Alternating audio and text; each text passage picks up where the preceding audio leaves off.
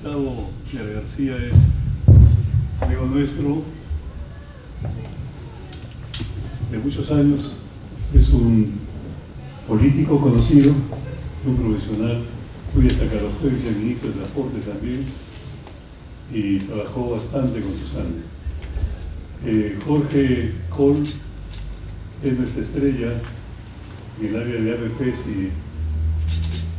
y una comparación con licitaciones públicas. Esto ya se dio para 60 personas. Bueno, ya conocen el tema, está en la agenda.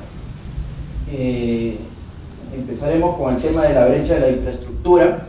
Según un estudio de AFIN, esta brecha es de 160.000 millones de dólares, de ellos como el 40% corresponde al transporte.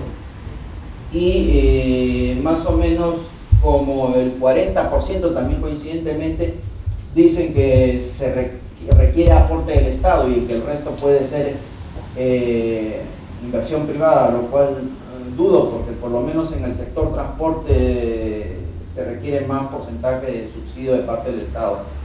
Ahora, en esta evaluación que ha hecho AFIN en este estudio, sigue procedimientos un poco discutibles, por ejemplo, de la brecha, comparando la cantidad, por ejemplo, de cierto tipo de infraestructura por habitantes, ¿no?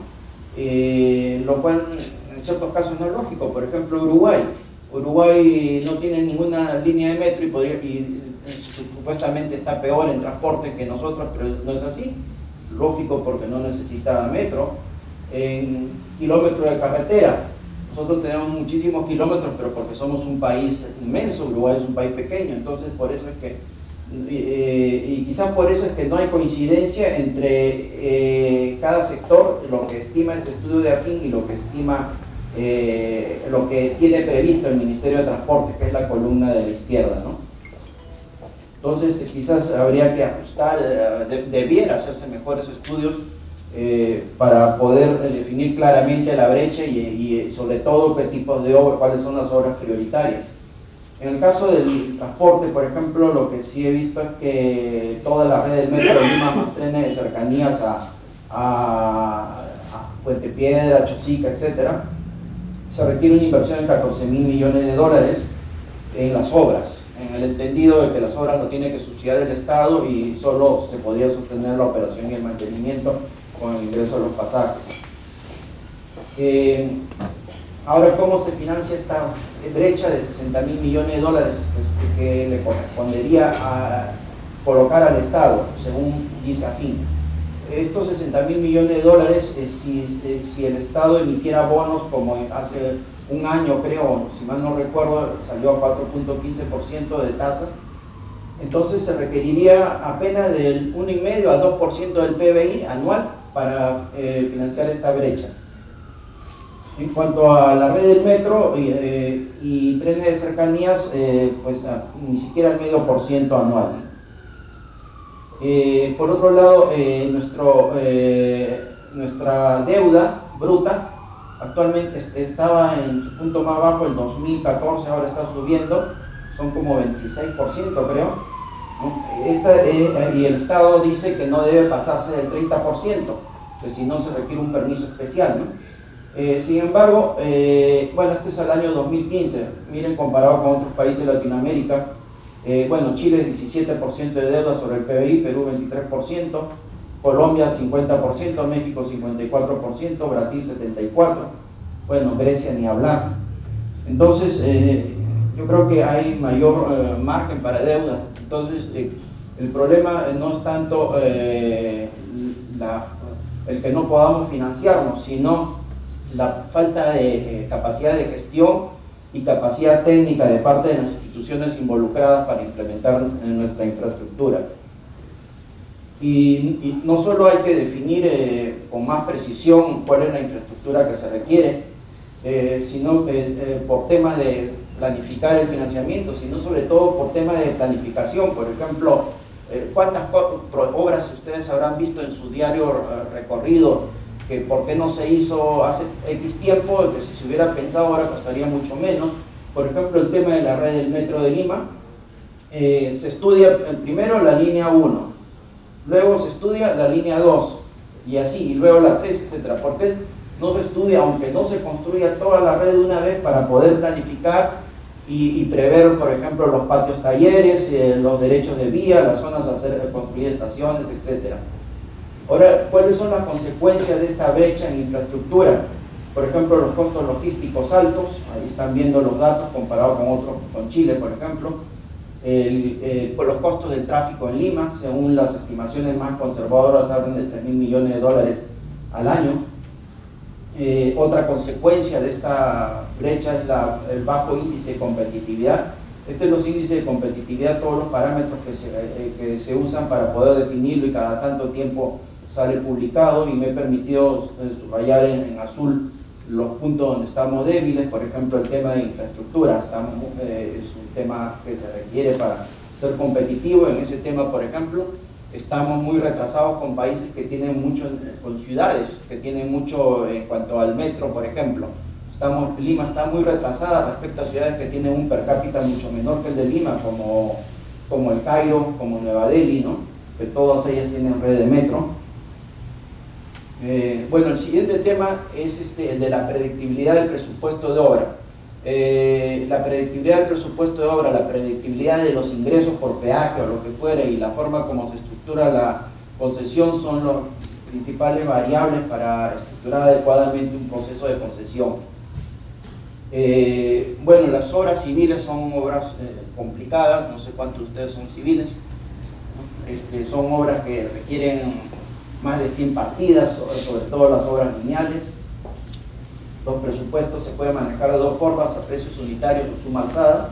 En el precio unitario, en una licitación a precio unitario, necesita conocer muy bien las cantidades por cada partida, y cada constructor compite por las partidas de menor precio, y en cambio en un suma alzada tienen que ofertar el presupuesto total, y por lo tanto se requiere conocer mucho mejor las cantidades por partida, ¿no? Ahora, en una obra lineal en que las condiciones del subsuelo, por ejemplo, tienen bastante influencia, como una línea de metro, una carretera, obviamente si hay poca investigación del subsuelo y el estudio es deficiente, la curva probabilística de los costos es ancha, y viceversa, si el estudio es bueno, es angosta.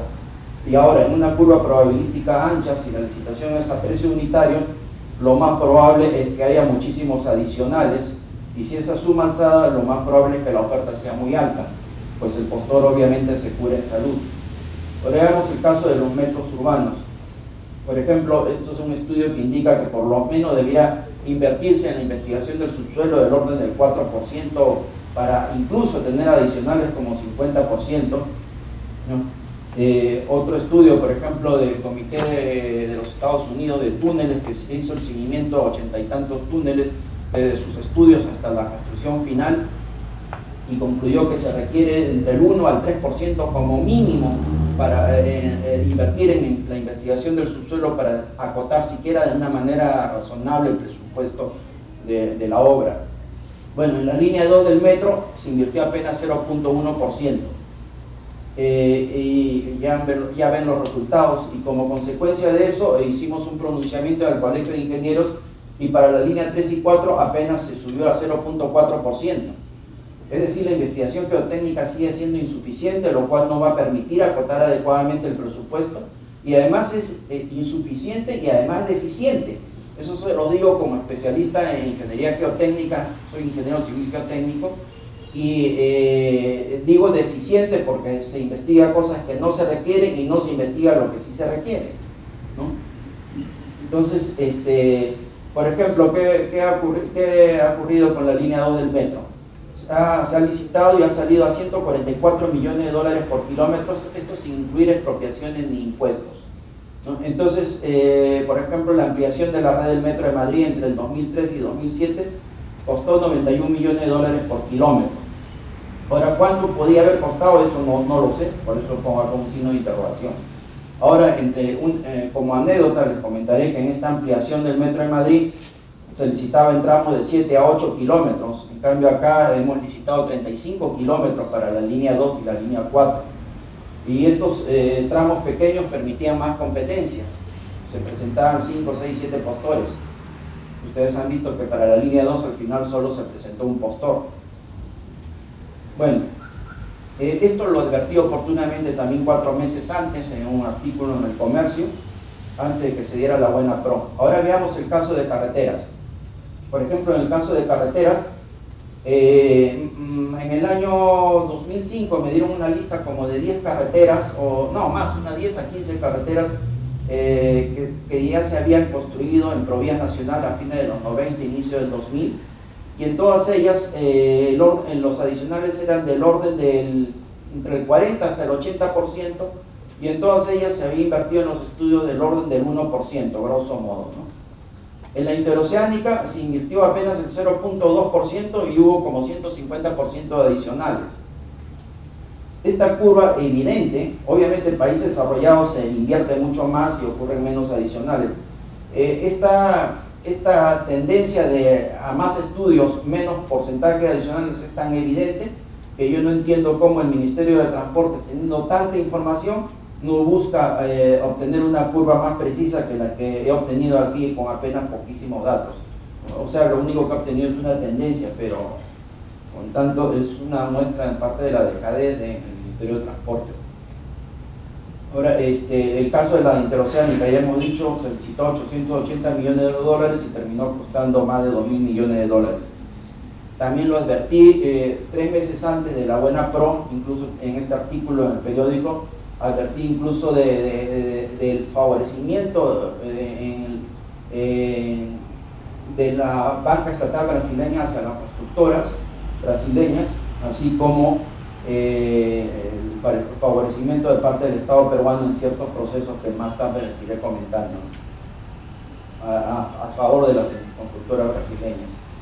Ahora, otro problema con esto de la interoceánica es que más grave aún que el exceso de adicionales es que es un proyecto que no ha tenido ninguna rentabilidad social, cuando se suponía que iba a costar 880 y tantos millones de dólares. Para hacerlo rentable socialmente, decían que iba a tener el departamento de Madre de Dios una producción agrícola, agropecuaria, como de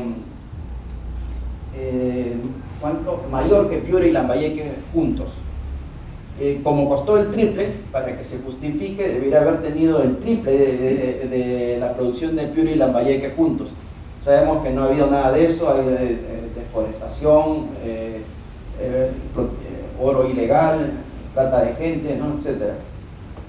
Ahora, en este tema de la predictibilidad, claro, depende del tipo de obra civil, ¿no? Si se invierte una cantidad de investigación al subsuelo respecto al monto de obra, una misma cantidad, un mismo porcentaje, lo más probable es que haya mucho más adicionales en un túnel que en una presa y más en una presa que en una edificación. O sea, cada caso debe tratarse con cuidado, ¿no?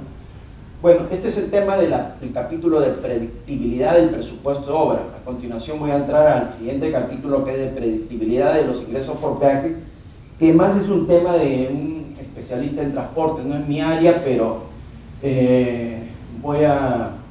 son simplemente cosas que quiero, que los he extraído de informaciones de revistas técnicas y del periódico, que me causa preocupación, ¿no?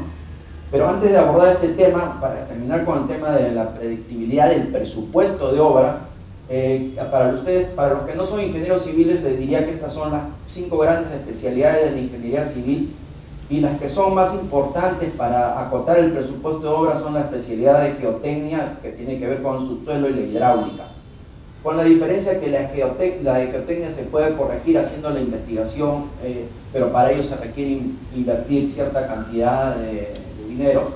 En cambio, la hidráulica no le queda otra cosa de hacer, recoger la información de muchas décadas atrás, sobre todo en las épocas húmedas. Sin embargo, hay muchas situaciones en que no hay suficiente información y se está uno obligado a hacer el proyecto, y a veces muchas veces, como a modo de chiste, dicen que en esos sitios donde no hay suficiente información hidrológica, al final terminan buscando al poblador más viejo de la zona, que vendría a ser el mejor hidrólogo a efecto de hacer un proyecto, ¿no?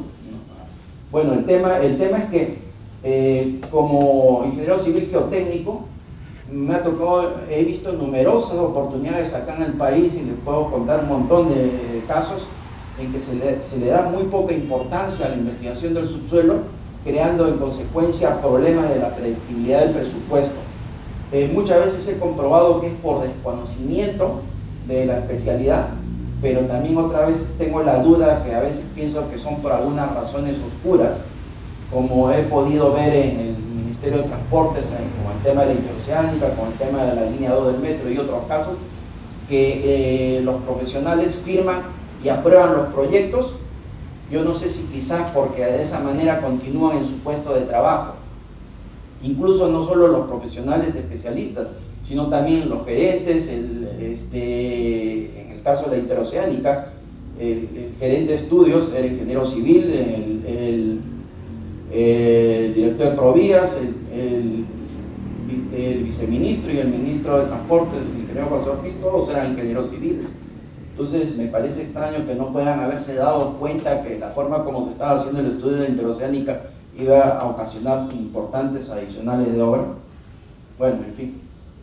Bueno, vamos a entrar al tema de la predictibilidad de los ingresos por peaje, etc. Por ejemplo, el caso de las autopistas de Lima y Santiago, vamos a comparar ambas. Santiago, a fines de los 90, se hizo un estudio de la red de autopistas y avenidas y que conjuntamente con la planificación urbana permitió determinar la secuencia y las prioridades y luego la secuencia con la cual debía concesionarse estas autopistas. Se hizo todas ellas con peaje telemático.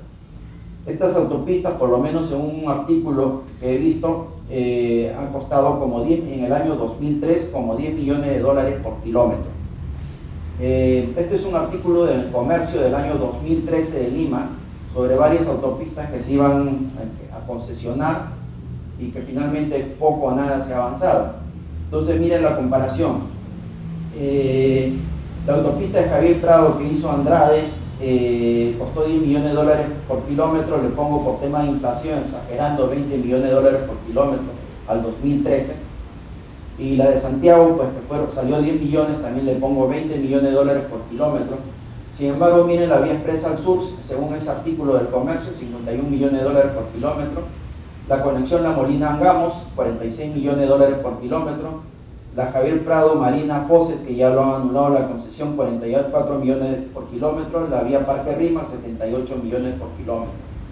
Es verdad que acá hay problemas en la vía expresa sur de expropiaciones, en la Parque Rima acá hay un túnel debajo del río, etcétera, ¿no? Acá hay un túnel en La Molina Angamos, por ejemplo, hay un túnel de más de 1,5 kilómetros, precisamente eso por falta de planificación.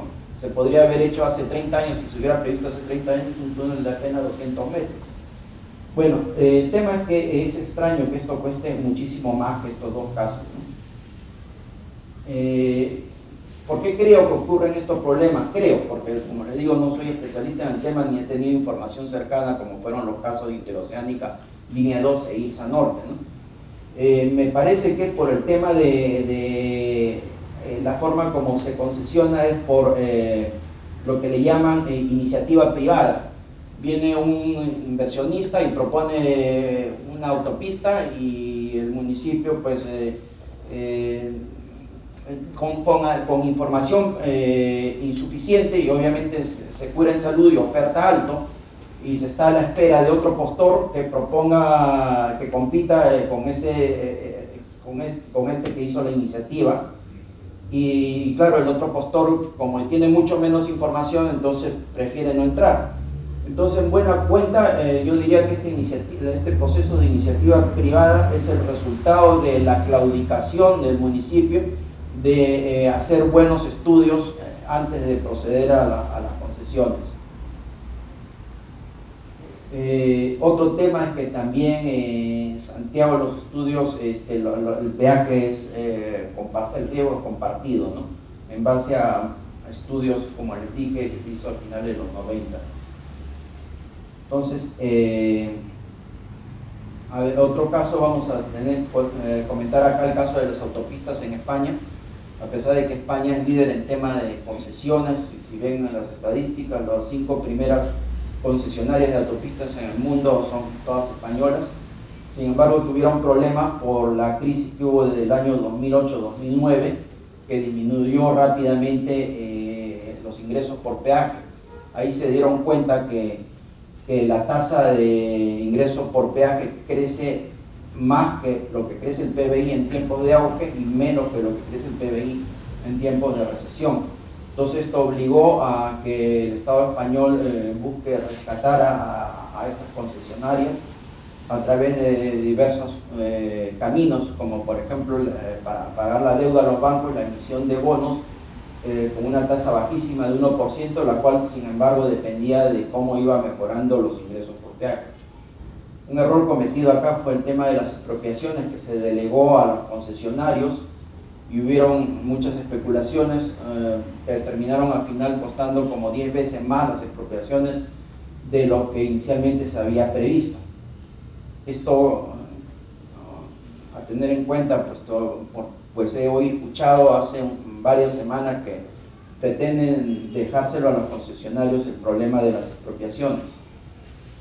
Otro comentario de estas concesiones en España es que como suelen ser los constructoras los mayores accionistas, en este caso del orden del 50%, se detectó que había un incentivo perverso a cargar el presupuesto sobre las inversiones iniciales y en contra del interés de los que realmente se dedican a la operación de la carretera, de la autopista. Bueno, con esto terminamos el capítulo de la predictibilidad de los ingresos. Vamos a entrar ahora al tema de la estructuración de una concesión APP. Bueno, por definición, las concesiones en asociación pública-privada es aquellas en las que el Estado permanece como propietario de activos existentes y por constituirse o rehabilitarse, y además puede hacer un aporte parcial de las inversiones o con financiamiento o subsidio, de tal manera que el proyecto sea bancable para el concesionario y los prestamistas. En este esquema, la asociación público-privada, el concesionario se encarga de buscar el financiamiento, el constructor y el operador, mientras que en la obra pública el Estado es el encargado de estas tres actividades. En este esquema, la función, yo he añadido el diseñador, que es una función importantísima para poder, antes de la licitación de una APP, poder acotar los riesgos tanto de ingresos como de la inversión en obras. Como todas estas obras lineales de carreteras, metros, obviamente son monopolios naturales, entonces la forma de romper ese monopolio es a través del concurso de una licitación, de tal manera que la labor del Proinversión y del Ministerio de Transporte es fundamental, mientras que la OCITRAN ya pues, no le queda otra cosa que simplemente controlar que se cumpla el contrato, cuando ya ha ocurrido situaciones no deseables, no le queda otra cosa que seguir el contrato. En este proceso de concesiones, la cláusula del equilibrio económico-financiero es fundamental, y sobre todo considerando que debido a que se concesiona durante 25 o 30 años, suceden muchos imponderables, incluso en aquellos países donde sí se acota adecuadamente los ingresos y egresos. Ya se imaginan pues por qué aquí ha sido un fracaso, porque encima de todos los imponderables que suelen ocurrir, se acota muy mal tanto ingresos como egresos. Una concesión, pues, si es autosostenible, los ingresos son mayores que los costos de operación y mantenimiento y los costos de inversión. Aquí, si bien la inversión es concentrada al inicio, aquí se ha puesto en cuotas anualizadas, solo para fines de explicación. Y en una concesión cofinanciada, el Estado tiene que subsidiar para que sea bancable el proyecto. Por ejemplo, las líneas 2 y la línea 3 del metro requieren un cofinanciamiento del Estado, de parte del Estado, del orden del 60 al 80%, menos la línea 3 porque tiene más demanda, ¿no? Entonces, en todos estos procesos de concesión que hemos tenido, la gran mayoría, la línea 2, el metro, la IRSA interoceánica, IRSA quizás no tanto, pero interoceánica y línea 2 del metro, y otras más, muchas de ellas han requerido del Estado con financiamiento muy altísimo, muchísimo más del 30%, 70, 80%, mientras que en Chile solo se concesiona aquellos proyectos que requieren menos del 30% de confinanciamiento. Entonces, aquí cabría preguntarse si que tenemos insuficiente cartera de proyectos privadamente rentables o hay un error en las priorizaciones. A continuación vamos a entrar al tema del análisis financiero de una concesión APP para compararlo contra la obra pública. Esto es quizás la parte más árida de la ponencia, pero sin embargo voy a ir rápido, sin tantas explicaciones. Esto lo pueden ver en la presentación, que lo pueden tener después a libre disposición. Voy a tratar de remitirme más a las conclusiones. Por ejemplo, en este análisis de sensibilidad tomo este dato de que el porcentaje que se requiere por mantenimiento por año es del orden del 2% de la inversión en obras. Por supuesto hay muchos casos de concesiones, como por ejemplo el aeropuerto de Jorge Chávez, que se entregó la obra ya hecha y que recién, después de más de 15 años o 20 años de concesión, se va recién a invertir en obras, ¿no? En obras importantes, digo. Pero esto es asumiendo en una infraestructura nueva totalmente, como la línea 2 del metro, por ejemplo, o la interoceánica, que apenas había una trocha, ¿no? En estos análisis de sensibilidad para la comparación entre APP y obra pública, voy a asumir algunos datos. Por ejemplo, se va a tomar los datos de inversión y mantenimiento netos IGB, asumiendo que el crédito fiscal se recupera en su totalidad, lo cual no está lejos de la verdad. Luego se asumirá que la inversión de las obras ocurre entre el año 1 a 5 y entre el año 6 a 26 ocurre la operación y el mantenimiento. Para ello tendría que determinar en este proceso la rentabilidad del accionista, lo que le llaman el ROE, o Return on Equity, el costo de la deuda, R, y para este análisis de sensibilidad se asumirá que los ingresos por ventas o por peaje o por lo que fuera alcanza a cubrir los gastos de operación y mantenimiento o excede a eso, ¿no? Es decir, si apenas lo cubre, quiere decir que el Estado requiere subsidiar en un 100% la inversión en obra. Entonces, en este proceso tendremos que determinar el valor actual neto, que es esta ecuación, o sea, entra en negativo el aporte del capital más el subsidio, más los ingresos por el préstamo, menos los pagos de la cuota de deuda, los ingresos por venta, menos los costos de operación y mantenimiento, descontado a la tasa de costo del capital del concesionario. Entonces el objetivo es que el valor actual neto sea cero, para determinar el punto a partir del cual ya sería del interés del concesionario proseguir con este negocio. En este proceso hay que señalar que el BAN se compone del BAN económico y el BAN financiero. El BAN económico es aquel que ocurre si no hubiera nada de deuda, y el BAN financiero tiene, para que sea mayor que cero, o sea, para que aporte mayor beneficio para el concesionario, tiene que ocurrir que el costo del capital sea mayor que el costo de deuda, es decir, que haya un apalancamiento positivo, ¿no? Bueno, estos son los egresos por la inversión, los ingresos por venta y en verde los costos de operación y mantenimiento. Y bueno, así uno puede actuar interactivamente con el Excel para determinar cuándo el BAN es igual a cero. Otro proceso es la determinación del costo promedio ponderado del capital, que depende de la relación de deuda y capital en la concesión, el costo de la deuda y el costo del accionista. Esta fórmula compleja lo vamos a ver mejor en este gráfico. El valor de beta mide el grado de riesgo del negocio, ¿no? Es una regla de oro en finanzas que a mayor riesgo del negocio los accionistas requieren mayores rentabilidades y viceversa.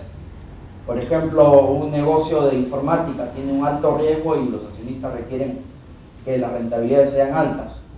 Y al contrario, un negocio, por ejemplo, de abastecimiento de agua potable está asegurado el crecimiento con el crecimiento poblacional, entonces seguro el negocio y es de bajo riesgo y basta que las rentabilidades sean menos.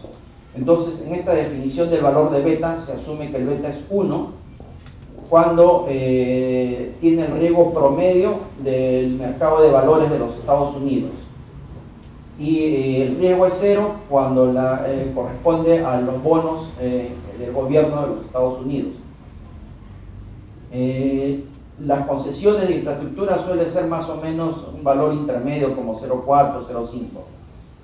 Entonces, para determinar la rentabilidad del accionista, vamos sumando, acá estamos asumiendo estos valores a efecto de redondeo, nomás solo para el análisis de sensibilidad. Los bonos del Tesoro de los Estados Unidos 1.5%, el spread por riesgo Perú 3%, los bonos de Perú 4.5%, el promedio del mercado de la Bolsa de Valores de Estados Unidos 11,5%. De esta manera determinamos un valor del accionista que depende del valor de la deuda sobre el capital de la empresa matriz del concesionario. Es decir, este valor de beta que mide el riesgo del negocio es del orden de 0.4, pero es un valor asumiendo que la empresa no tiene deuda, que la empresa matriz no tiene deuda. La realidad es que sí tiene, y entonces pues, asumimos un valor de esta manera de 15%, un ROE del 15% y un costo de deuda del 8%. Entonces tenemos acá un promedio ponderado del capital. Esto no vamos a saltear. Entonces, vamos a ver, en el plan económico, aquí tienen el egreso por la inversión en las obras, el ingreso por ventas y el egreso por operación y mantenimiento. En cambio, si tenemos deuda, ya no hay mucho menor ingreso por construcción. Este es el ingreso proveniente del capital del accionista. ¿Por qué? Porque el ingreso por deuda, el ingreso por el préstamo, se gasta inmediatamente en la inversión en obra. Entonces por eso ya no se coloca y entonces hay menos concentración de egresos al inicio. Pero esto implica un pago a lo largo de todos estos años de la cuota de deuda, el color azul. Bueno, entonces todos estos análisis con valores típicos de una concesión APP lo comparamos contra la obra pública. En la obra pública el Estado puede emitir bonos al 4,5% y con eso financiarse para la obra pública. Entonces, en cambio, el concesionario tiene su propio costo, su propio ROE, costo de capital, más el costo de la deuda. Entonces, esta es la conclusión principal. ¿Qué quiero decir con esto? Acá hay 3 casos. Uno es cuando el ingreso por ventas respecto a los egresos por operación y mantenimiento es 1, es decir, cuando apenas alcanza para cubrir los costos de operación y mantenimiento, cuando los ingresos por ticket alcanza apenas para cubrir los costos de operación y mantenimiento, entonces el Estado tiene que subsidiar el 100% de la obra civil.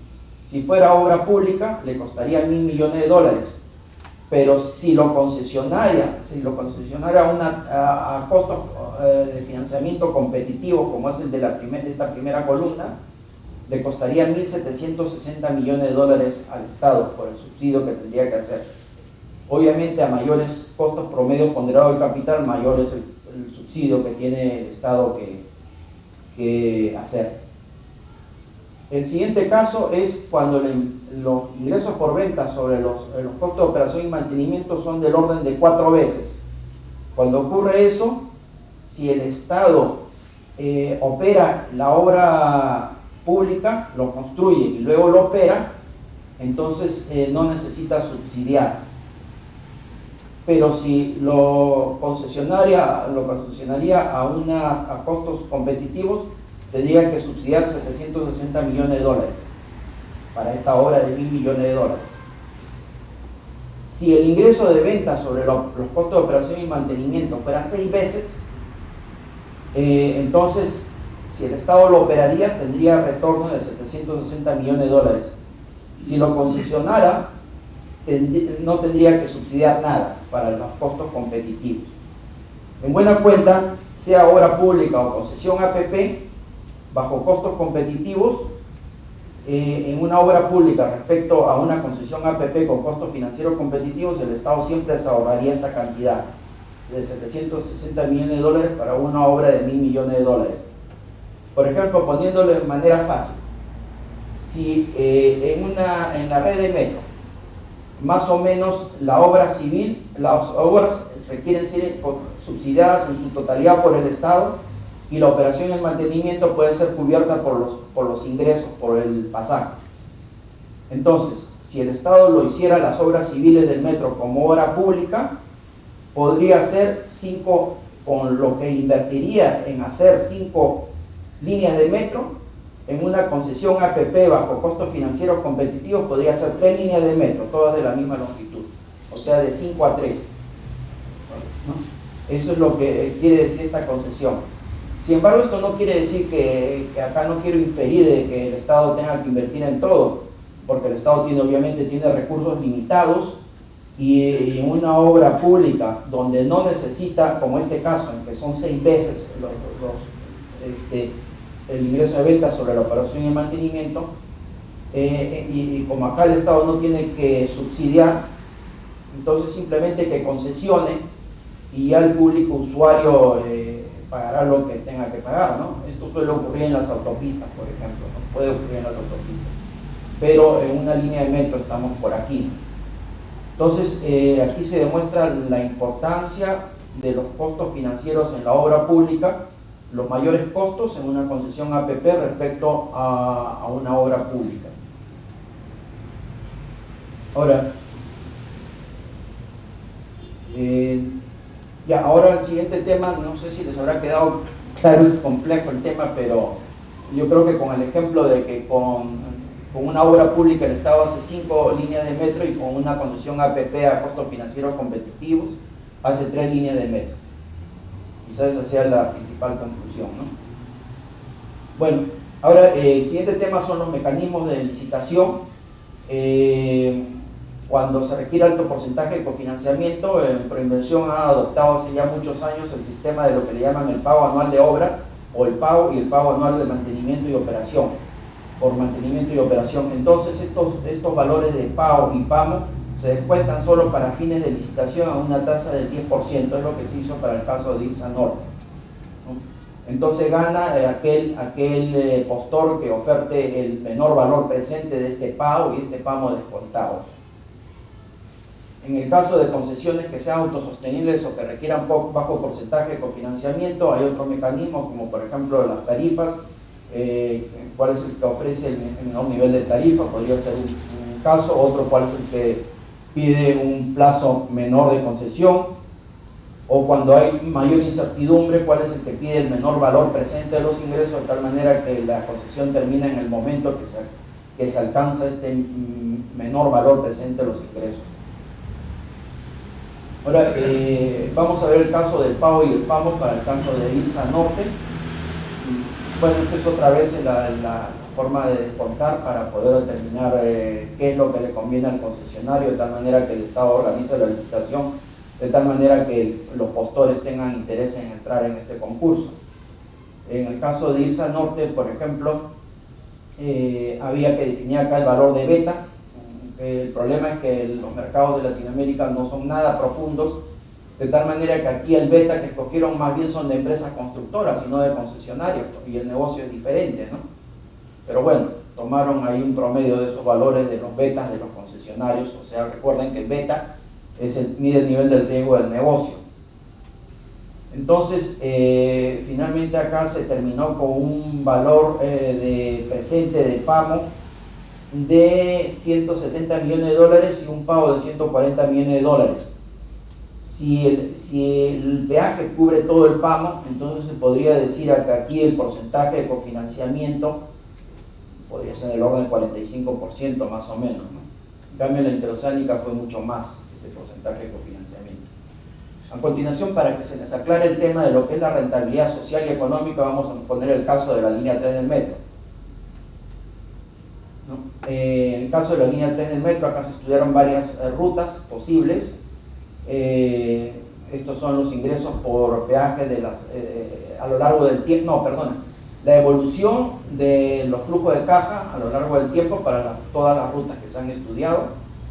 Este es el flujo de egresos por inversión en los 6 primeros años. Este es los flujos por operación y mantenimiento. Estos son los flujos de egresos por mantenimiento. Estos picos son cuando se hacen overhaul en los trenes. Esto es la progresión de la demanda de 700 millones de pasajeros en los primeros años hasta el orden de 1.100 millones de dólares, de 1.100 millones de pasajeros, perdón,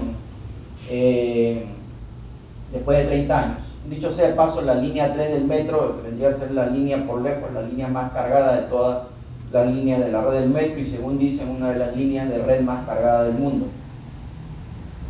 Entonces, en este tema de la evaluación social es más sencilla. Simplemente se resta, o sea, la diferencia de los beneficios menos los costos, se descuenta una tasa definida por el MEF, ¿no? En este caso creo que era el 9%. Y entonces, la conclusión, para ir más rápido, acá tenemos una muestra de valores de beta, pero sí de concesionarias europeas, o sea, con mercados más profundos. Obviamente traído a Perú, poniendo el riesgo país, etcétera, ¿no? Estos son los procedimientos que ya lo podrán ver en la presentación. Lo que quiero llegar es esta conclusión, que es lo importante. Para que... esto está al revés, ya. Vamos a ver. Para que haya rentabilidad social, se ha asumido que el valor de la hora hombre ahorrada en tráfico son 6 soles 50. Y de esta manera da un valor actual neto positivo de 2.260 millones de dólares.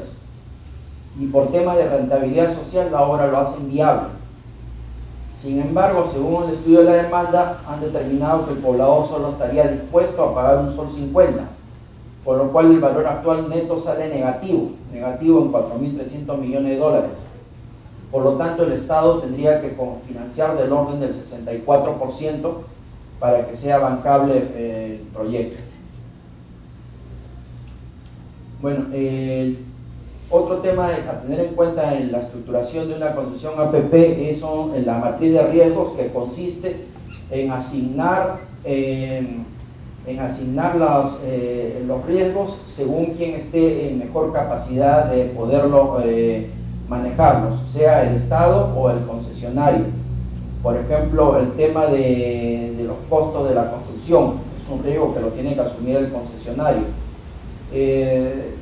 Todas estas tablas todos estos conceptos de ítems de riesgo lo van a ver en la presentación con tranquilidad, y se ve, y esto se saca de cualquier libro sobre el tema que hay disponible. Sin embargo, en ningún libro veo que esté señalado el tema de la predictibilidad del presupuesto de obra, sobre todo aquellos relacionados con la investigación del subsuelo.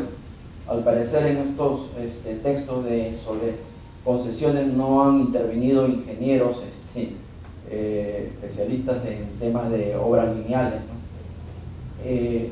Otro tema, este gráfico lo saqué del estudio de AFIN. AFIN, ustedes saben que promueven concesión para todo de manera indiscriminada, y sin embargo en su propio estudio muestran este gráfico que muestran el tiempo promedio para la adjudicación de una APP y el cierre financiero, y en varios países, y Perú es el que en peor situación está en cuanto al tiempo que tarda para el cierre financiero. Las concesiones APP conviene, les voy adelantando, en situaciones donde el cofinanciamiento es bajo, menos del 30%, digamos como en Chile, y con la condición de que se pueda acotar adecuadamente el presupuesto de obra y lo mismo los ingresos. Sin embargo, aún en esas situaciones ideales, pareciera que en el país sería conveniente no terminar con las concesiones en tanto el país no sea más eficiente, porque si vamos a seguir con estos signos de ineficiencia, de ser uno de los países del mundo en que se tarda más en los temas del cierre financiero para que pueda arrancar la obra, pues sería mejor evitar las concesiones hasta corregir esta deficiencia. Bueno, en esta comparación de APP versus obra pública ya les he adelantado un aspecto negativo, que es el tema de los mayores costos financieros, lo cual es evidente porque el Estado siempre se consigue el financiamiento más económico, por ello es obvio que se deben evitar aquellas que requieren alto nivel de subsidio de parte del Estado. Esas más bien debieran ser obras públicas. Sin embargo, vamos a ir a esta comparación en base a información disponible de otras fuentes, ¿no? Por ejemplo, el estudio encargado por AFIN, al Instituto Peruano de Economía, para que estudie la viabilidad del comparador público-privado. El comparador público-privado es una metodología propuesta por el MEF para determinar si conviene que una obra sea concesionada por APP o como obra pública. Para ello usa esta fórmula, claro, muy bonita, pero lo que pasa es que faltan datos. En esta fórmula lo que hacen es determinar el costo presente de un proyecto en el caso de que sea una obra pública y cuál sería en caso si fuera una APP, cuál es la que le cuesta más al Estado. El Estado obviamente tendría que elegir cuál es la que le cuesta menos, pero para esto uno requiere saber cuánto le va a costar una obra, y si la predictibilidad del presupuesto es mala, entonces ¿cómo se puede confiar? Es decir, no se puede saber, ¿no? Por eso es que el IPE, el Instituto Peruano de Economía, concluyó que era inaplicable este comparativo público-privado propuesto por el Ministerio de Economía y Finanzas. Y ante ello, esto lo advertí incluso en el 2012, cuando estuve de asesor en el Ministerio de Transportes, sobre la inaplicabilidad del comparativo público-privado. Esto fue en octubre, noviembre del 2012. Lo advertí, no me tomaron en cuenta, y sin embargo el estudio del IPE se hizo un año después y concluyó lo mismo que yo había concluido un año atrás, sin ser especialista en el tema. Bueno, debido a que el IPE concluyó que era inaplicable el comparativo público-privado, entonces empezó a dilucidar bajo qué condiciones conviene que sea mejor una APP o una obra pública. Sin embargo, yo veo que no llegó a ninguna conclusión clara, porque tomó el caso de los puertos de Paita y Matarani y mostró que estos fueron muy eficientes y que tuvieron un movimiento de carga muy importante desde que fueron concesionados, mucho más que cuando estaban a cargo de Napo. Pero claro, no tuvieron en cuenta de que aquí no había problemas de predictibilidad del presupuesto de obra ni de los ingresos, y sobre todo que no requería subsidio de parte del Estado estos puertos de Matarani y Paita. Y esto, en su mismo estudio, el IPE menciona los casos de dos carreteras de segundo orden, una en Piura, otra en Cerro de Pasco, que costaron mucho más de lo que se presupuestó, y fueron un fracaso.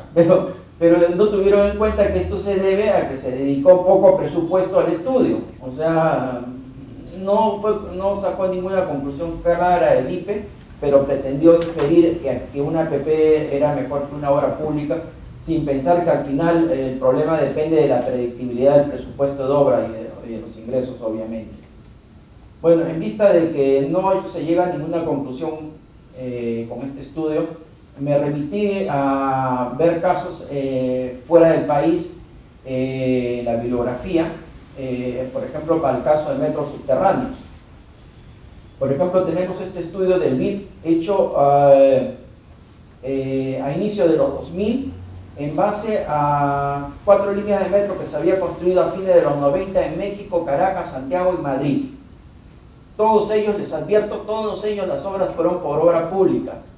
Y en todas estas, las operaciones de mantenimiento incluso de parte del Estado, excepto una línea que va al aeropuerto de Barajas en Madrid, que es operado por el privado, pero la obra fue pública. Entonces, en este estudio del BIP hizo esta comparación con el objetivo de ver por qué el Metro de Madrid fue mucho más exitoso en términos de costo comparado con el de México, Caracas y Santiago. Entonces, claro, es difícil comparar los metros, porque no todos son en túneles, no todos son elevados, etcétera. Hay muchas variables, y por ello es que acá he convertido el precio, asumiendo que un elevado vale el doble que uno de superficie y uno de túnel vale elevado 4 veces el de superficie. Entonces lo he trasladado a costos por kilómetro equivalente por túnel, en caso de túnel. Y además lo he corregido por inflación hacia el 2014 para comparar Madrid, Santiago, México y Caracas. Y puse el de Lima también, la línea 2 y la línea 4 para compararlos. Entonces aquí se sacan dos conclusiones importantes. Que las 4 que han sido licitadas como obras públicas han sido mucho mejor en precios, en costos para el Estado, que la única que fue APP, que fue la línea 2 del Metro de Lima. Y otra conclusión importante es que de las 4 que fueron licitadas como obras públicas, la más exitosa por lejos ha sido la de Madrid. Entonces el estudio del BIP ha tratado del Banco Mundial, trató de analizar por qué razones el Metro de Madrid fue mucho más exitoso. Ha habido varias, pero quizá la más importante es que la empresa pública que tuvo a su cargo la ampliación en 200 kilómetros del Metro de Madrid en tan solo 10 años, del 97 al 2007, se llamaba Mintralas, que es el acrónimo de Madrid Infraestructura de Transportes. Y esta empresa contrató a los mejores especialistas en las áreas relevantes a un metro subterráneo para que se encargaran de las direcciones técnicas y se les empoderó en aspectos incluso financieros para que tuvieran decisiones sobre el momento de los imponderables que se pudieran presentar. Bueno, otra referencia bibliográfica es esta sobre este libro de metros subterráneos en diversas ciudades, específicamente en Europa.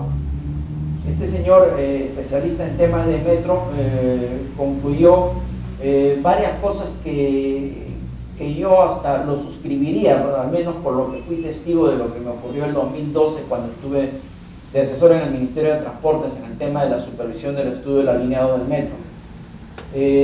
Una de ellas es que las APP se han vuelto algo común en aquellos lugares donde el gobierno ha renunciado a la obligación del Estado de proveer y planificar y obtener fondos para la infraestructura. Luego, lo que ha visto que se ha hecho común en Europa es que los promotores de las APP no tienen intención de enfrentar los riesgos ni las pérdidas. Por el contrario, en el momento de la licitación hay muy poca investigación adecuada para determinar los riesgos y de reducirlos con medidas adecuadas. De esta manera, el precio de la oferta tiende a contener amplios márgenes contra todos los riesgos potenciales, ya sean que ocurran o no. El resultado es que todos estos costos se han disparado en comparación con los países donde se hacen obras públicas. El caso histórico, por ejemplo, aquí nombra el caso del Metro de Madrid, comparado con el que se hizo como obra pública, como un caso muy exitoso, comparado contra una línea de metro en Londres, no me acuerdo en este momento el nombre, y otras en Italia y otros sitios de Europa. Había concluido más o menos que al Estado le terminaba costando como 2 veces en una APP versus una obra pública en el caso de metros subterráneos.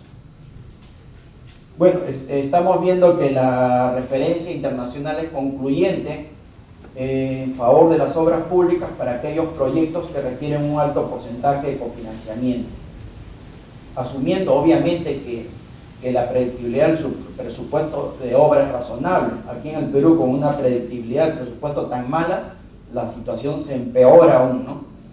Se magnifican los defectos de estas concesiones APP con alto porcentaje de cofinanciamiento. Bueno, el siguiente tema es el tema del rol del Estado para el efecto de generación de competencia y otro tema para discutir cuál es la capacidad técnica del Ministerio de Transportes para el efecto de generación de proyectos, ¿no? Para el tema de la generación de competencia, les voy a comentar el caso rápidamente de IRSA Norte, de la que fui testigo bastante cercano, ¿no? A fines del 2004 me contrataron en Chemonix International, que es una consultora americana que iba a asesorar a Proinversión en el tema de la concesión de IRSA Norte. Acá se presentaron varias situaciones, por ejemplo, los expedientes técnicos, había de todo, de buenos, malos, regulares, pero los malos obviamente no permitían predecir cuál era el presupuesto de obra. y la suma de los presupuestos de estos expedientes técnicos eran del orden de 170 millones de dólares, mientras que los postores decían que valían como 450 millones de dólares. Entonces, y muchos postores también pidieron ampliar el plazo para la concesión para poder estudiar más. En realidad poco iban a ganar, pero pidieron mayor plazo.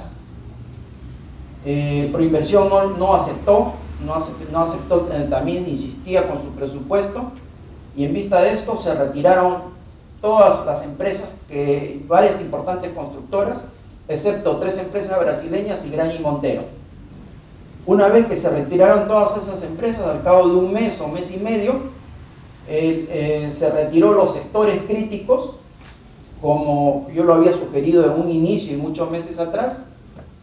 Y al retirar los sectores críticos son aquellos sectores donde es imposible predecir el presupuesto, donde hay inestabilidad por taludes, problemas de erosión por ribereña, etcétera, etcétera. Y se dejó solo los sectores que sí se podía predecir el presupuesto, siquiera más o menos razonablemente. Entonces, en vista de eso, ya los postores dijeron, esto ya no vale 450 millones, creemos que sí podría valer 230. Bueno, en fin, ya nos habíamos acercado. Y además, Proinversión dio mayor plazo, pero ya se habían retirado todas las otras empresas. Entonces, en este proceso, como les digo, quedaban 3 brasileñas y Graña y Montero. Y otro error de Proinversión, poco después, permitió que 2 brasileñas y Graña y Montero se concesionaran. Entonces, se asociaran. Entonces ya no había competencia. Había un grupo, el Consorcio Vial Norte, formado por Odebrecht, Graña y Montero y otra brasileña que no me acuerdo quién, y había una sola brasileña que nunca venía a Proinversión o a Chemonis International para conversar sobre el tema de las carreteras de ISA Norte. Pero bueno, llegó el día para ello, antes de la Buena Pro, un mes antes contrataron a otros 4 ingenieros para que estuvieran presentes en el momento de la entrega del sobre técnico. Todos estos ingenieros estuvieron el último vez conmigo para enterarse de los temas de la carretera, varios detalles técnicos, etc.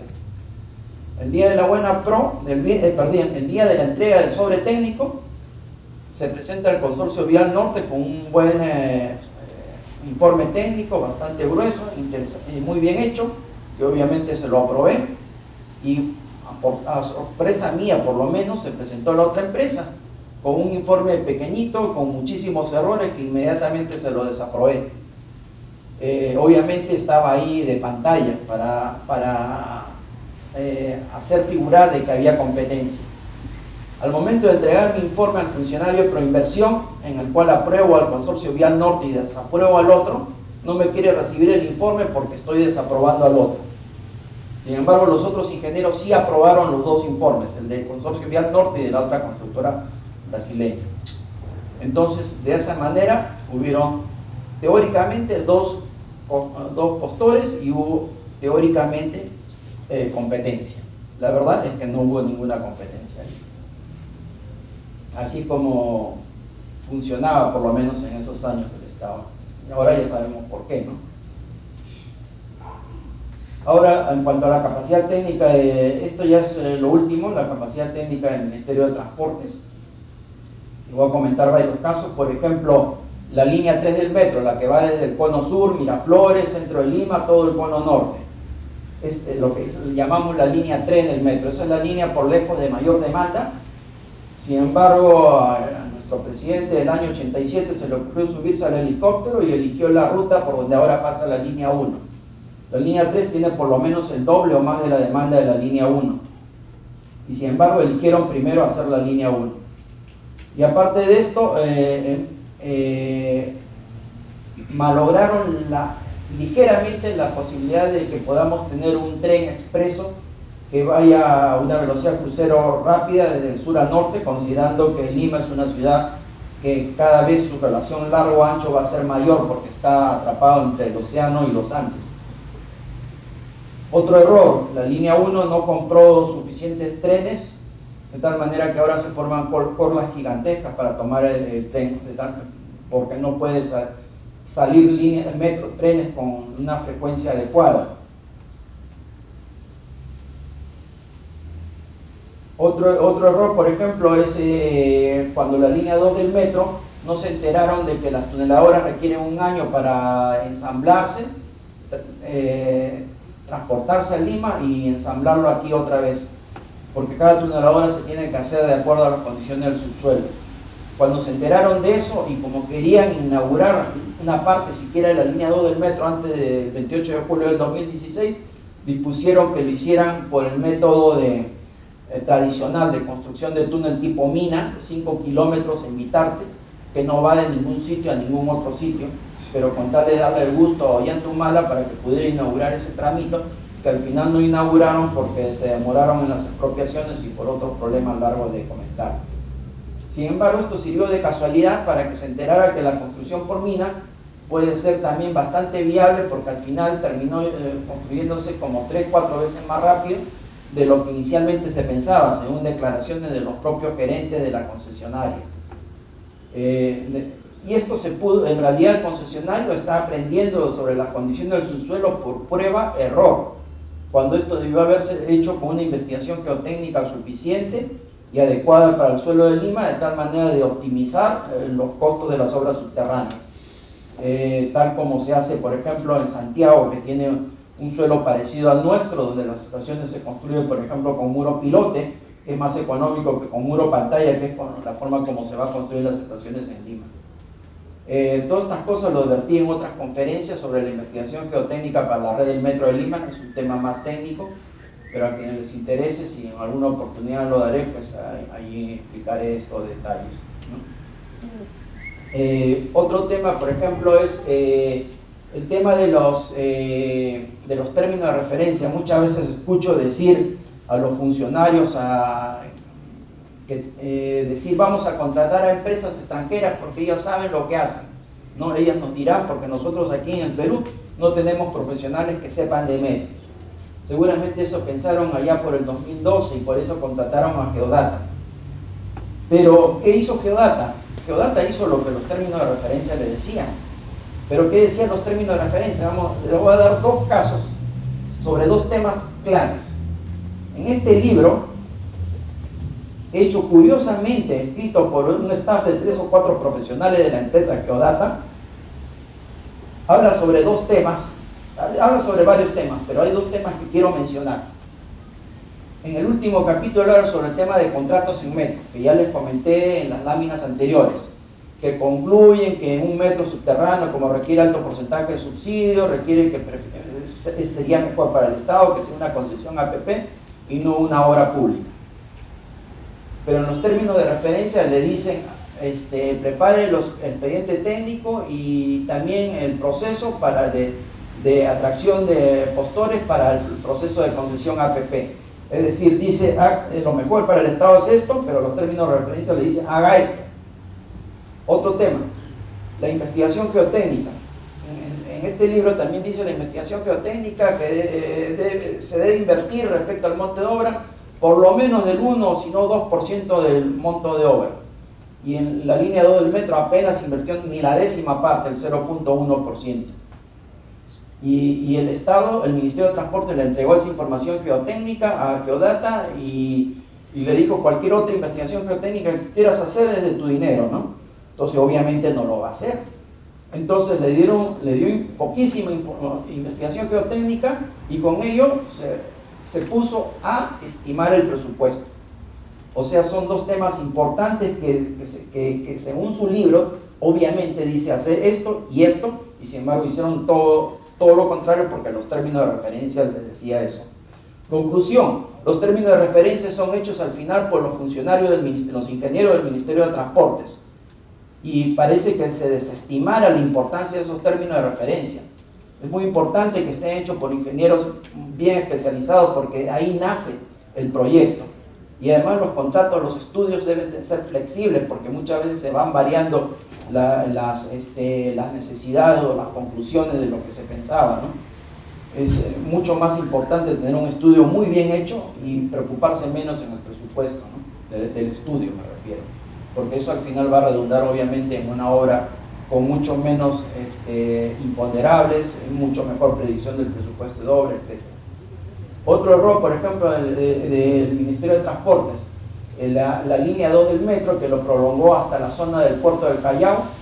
Es una zona de muy poca demanda que no justifica el metro, y menos aún si es una zona que va a ser inundada, que según el terremoto de 1746 ha sido inundada en este tramo entre Estación Callao y Estación Buenos Aires. Y además el suelo es de mala calidad, el nivel freático alto. De hecho, probablemente una estación de metro ahí cuesta el doble que una estación de metro en el suelo típico de Lima. Y si encima tiene una demanda y no debiera tener además demanda por el tema del tsunami, sin embargo, se supone que se va a construir hasta el puerto del Callao. Y así van cometiendo errores. Otra cosa, por ejemplo, el tema de la estación de metro en el aeropuerto, va a ser en el aeropuerto actual, pero yo no sé si ustedes han visto el plano del nuevo aeropuerto. La estación del terminal del aeropuerto va a ser por aquí, entonces lo lógico es que la línea 2 de una estación pase por acá y no ya por este otro punto. Parece que no conversaran dentro del Ministerio de Transportes, ¿no? Esta es una propuesta que estoy haciendo para cambiar la ruta. Y así hay muchos errores que va cometiendo el Ministerio de Transporte a través de los años, decisiones que al país le cuesta a futuro. Ahora, yo no sé qué pretende el actual gobierno. Este es un artículo sobre una nueva generación de APP de Portijandría, el presidente de Proinversión, que la verdad que no hace ninguna mención a que el gran problema aquí son los estudios deficientes generados en el Ministerio de Transportes. Y no concluye a eso, y yo escucho decir que quieren acortar los tiempos para los estudios. Eso es una barbaridad. Los estudios se tienen que hacer el tiempo que se necesite para que se haga bien. En todo caso, que acorten los procesos de trámite, pero jamás de los estudios. Bueno, yo creo que quizás me podría saltear el tema de conclusiones y recomendaciones, porque ustedes ya más o menos pueden inferir, ¿no?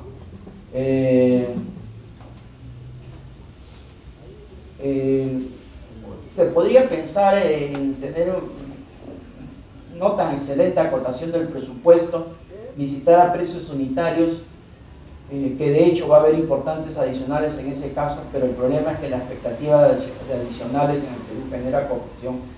Así que ahí quizás no queda otra cosa que simplemente seguir, insistir en el tema de que se hagan buenos estudios.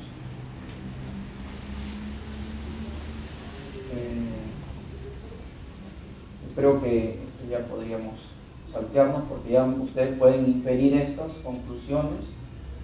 ¿Qué se debe hacer de aquí en adelante? Es más importante una reforma profunda en aquellas entidades que generan expedientes técnicos para los proyectos de infraestructura, tales como el Ministerio de Transporte, el municipio de Lima, etcétera, que en el mismo Proinversión. Las reformas lo están haciendo en Proinversión, pero ellos no son los que generan los estudios.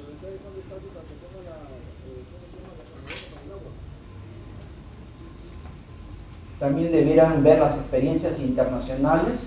Al MEF se le ha metido en la cabeza que la concesión de APP es la panacea. Bueno, eso sería todo entonces. Cómo hacemos la estructuración financiera, cómo hacemos la partición del mercado, pero si lo principal no está resuelto, no está resuelta además claramente la pertinencia del proyecto desde el momento inicial, entonces obviamente tenemos graves problemas en el conjunto de la sociedad. Y es grave porque los proyectos de inversión pública o los proyectos altamente cofinanciados, si generan beneficios sociales inferiores a los costos de inversión, mantenimiento y emergencias, lo que ocurre es que la riqueza del país se achica, las oportunidades para todos se hacen más pequeñas, y eso por lo tanto no se puede permitir. La planificación y las decisiones de inversión pública tienen que hacerse de forma tal que los beneficios de un proyecto para la sociedad siempre sean superiores a los costos de inversión, mantenimiento y emergencia. Si no, los únicos que ganan son los proveedores.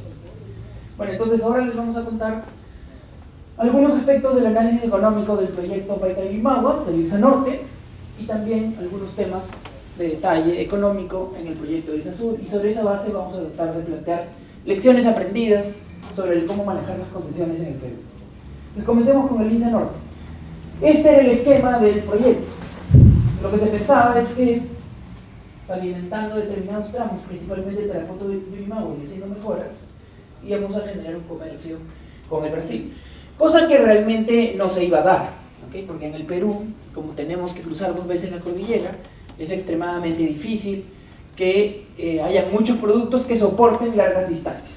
¿Okay? Hay muy pocos productos en el Perú que soportan recorridos largos y seguir siendo económicos. Y aquí en esta línea verde, digamos, tenemos el proyecto. ¿Okay? Este era el proyecto del Amazonas Norte, que era un proyecto importante porque consolidaba tramos que ya estaban en funcionamiento hace mucho tiempo y por lo tanto permitía conectar el puerto de Yurimaguas con, digamos, la costa y llegar tanto al puerto de Paita como al futuro puerto de Bayóvar que se iba a tener en ese momento. Y obviamente esto permitía que las conexiones de los ríos Guayán y Marañón, Iquitos, sean, digamos, complementarias a este IRSA Norte. Dicho sea de paso, hace poco se ha firmado el contrato de la hidrovía, ¿okay? Que era el proyecto que debió hacerse en simultáneo con este proyecto, porque si se quería tener un funcionamiento comercial importante en esta ruta, hacia Iquitos o hacia Manaos y otras zonas del Brasil, obviamente tenía que funcionar la hidrovía, pero la hidrovía, digamos que se ha hecho bastantes años después de la concesión del IRSA Norte, pero por lo menos se ha hecho, ¿okay? La hidrovía es un proyecto importante, que es un canal por debajo de los ríos, que va a permitir que funcione el transporte intermodal. 960 kilómetros de proyecto, y este es el perfil longitudinal, que en parte explica por qué en ningún lugar del Perú tenemos grandes tráficos este-oeste. Aún así, el tráfico de IRSA Norte es mucho más alto que el tráfico de IRSA Sur. Este proyecto en general estaba bastante mejor justificado y estaba dentro de los planes y prioridades del NTC de la época. Estos son los tramos. Aquí lo que se quería es ampliar la pavimentación, rehabilitar. Cada tramo tenía, digamos, un expediente técnico que lo sustentaba, pero claro, habían diferencias de calidad en cada una de las secciones, que son los problemas principales que después explican parte de las renegociaciones posteriores que le hicieron perder rentabilidad económica a este proyecto. Pero en todo caso, tenían las obras definidas y cada una de las obras tenía un proyecto de inversión pública que la sustentaba, es decir, un PIB viable, cada uno de los proyectos del Amazonas Norte, pero en realidad se había tramificado todo el tramo, se sabía cuál era la demanda diferente en cada situación, se sabía cuáles eran los temas y los problemas en cada lugar, y por lo menos había un tratamiento diferenciado según las características del lugar. Muy distinto a la Interoceánica Sur, en que las soluciones fueron, digamos, iguales para todo el conjunto, a pesar de que habían diferencias importantes de las demandas y las situaciones de la carga en todo el recorrido. Bueno, entonces dicho esto, aquí están las inversiones iniciales que se plantearon para el proyecto. Para cada uno de los tramos se plantearon un conjunto de soluciones. Los problemas más graves, como lo señaló Jorge Cole, están vinculados a lo que llamaban las áreas críticas, en donde estaban los problemas, digamos, de inestabilidad de taludes más complejos y en algunos casos incluso habían problemas geológicos por movimientos del suelo. Y las inversiones inicialmente planteadas eran estas, ¿no? Yurimagua, Rioja, $78.7 millones, Rioja Paita, $79.5, $158.6 millones era, digamos, el presupuesto original. Y estos son, digamos, los tráficos que mostraba el corredor, ¿no? 900 vehículos por día en el tramo Olmos-Piure, 531 en el punto de Olmos. En todos estos puntos están los tráficos. Los tráficos no eran tan bajos, digamos, como el Interoceánica del Sur, porque en gran parte de su extensión aquí había una carga relativamente consolidada. Y estas eran, digamos, las proyecciones de tráfico para cada uno de los tramos más importantes. Como vemos, tenemos tráficos interesantes que podían justificar obras con diferentes soluciones de tratamiento bicapa, rehabilitaciones o concreto asfáltico en toda la extensión del proyecto Amazonas Norte. Se hicieron diferentes niveles de evaluación económica en los momentos previos del proyecto, tanto para evaluar el impacto del tráfico local como el tráfico internacional, como los efectos generados de carreteras que estaban haciéndose y que llegaban a este corredor y que por lo tanto podían generar impactos económicos sobre el corredor.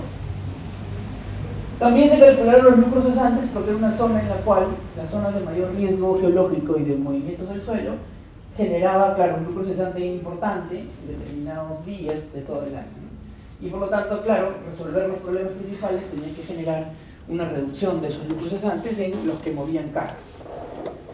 Y estos fueron, digamos, los supuestos que se utilizaron para el tráfico generado internacional. En general se asumieron impactos pequeños en el aumento del tráfico internacional, es decir, el proyecto fue un proyecto que se hizo sobre una versión realista.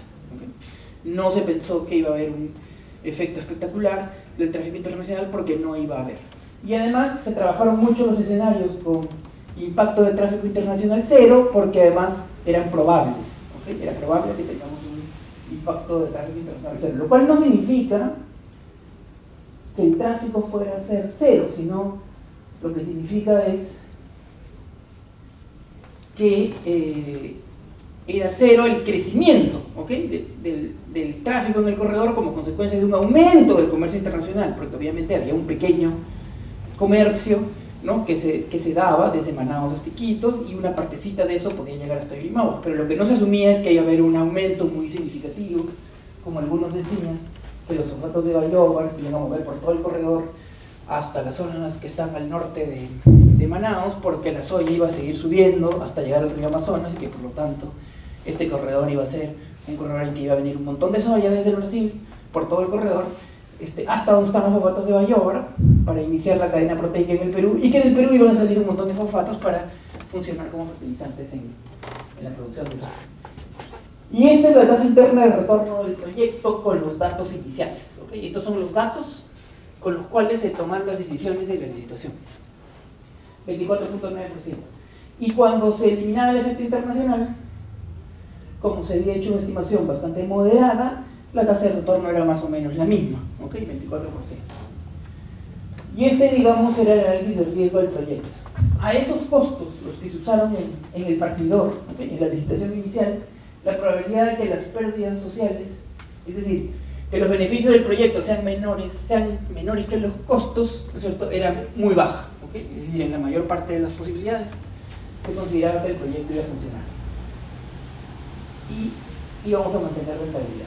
¿Qué implicaba la transacción? 20 años para la rehabilitación, mejoramiento, mantenimiento y explotación de todos estos 955 kilómetros de extensión de obra, y con un esquema en el cual se iba a utilizar al Banco Interamericano como una garantía revolvente para bajar la tasa de interés. Obviamente, estos esquemas normalmente generan una reducción de la tasa de interés que afecta a la oferta económica, básicamente cuando hay competencia.